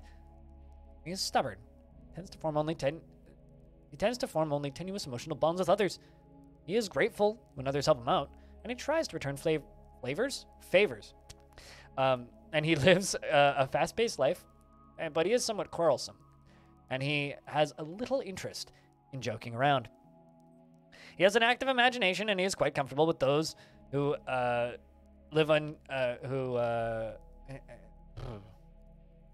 He's quite comfortable with others that have a different appearance or culture, and he can occasionally lose focus on the matter at hand, like me in my reading. He is slow to trust others and greets others very loudly. Hello! He likes working outdoors and only grumbles mildly at shitty weather. All right, now the final thing that we got to do, because I take way too long to do all of this stuff. We need a symbol. The drool of enjoying.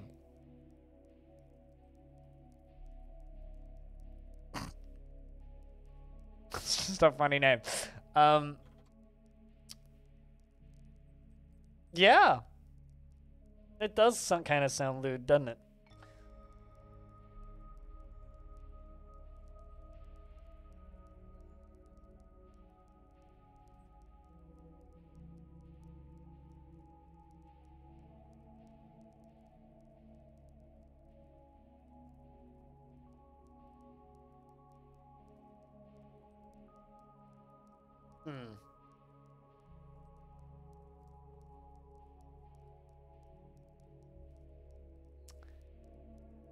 Well, I don't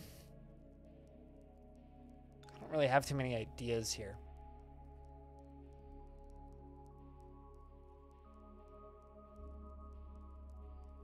Disembowelment of voices.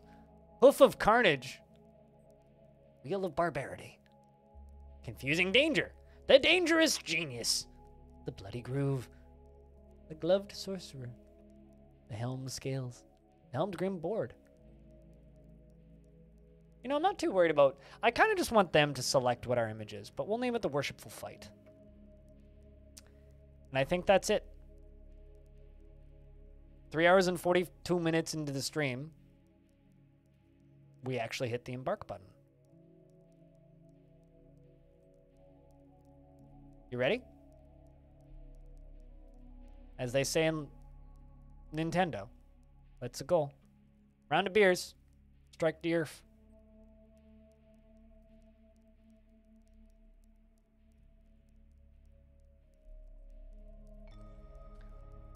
You have arrived after a journey from the goblin pits into the forbidding wilderness beyond. Your harsh trek has finally ended, but your party of 7 is to make an outpost for the glory of all Stucknagir.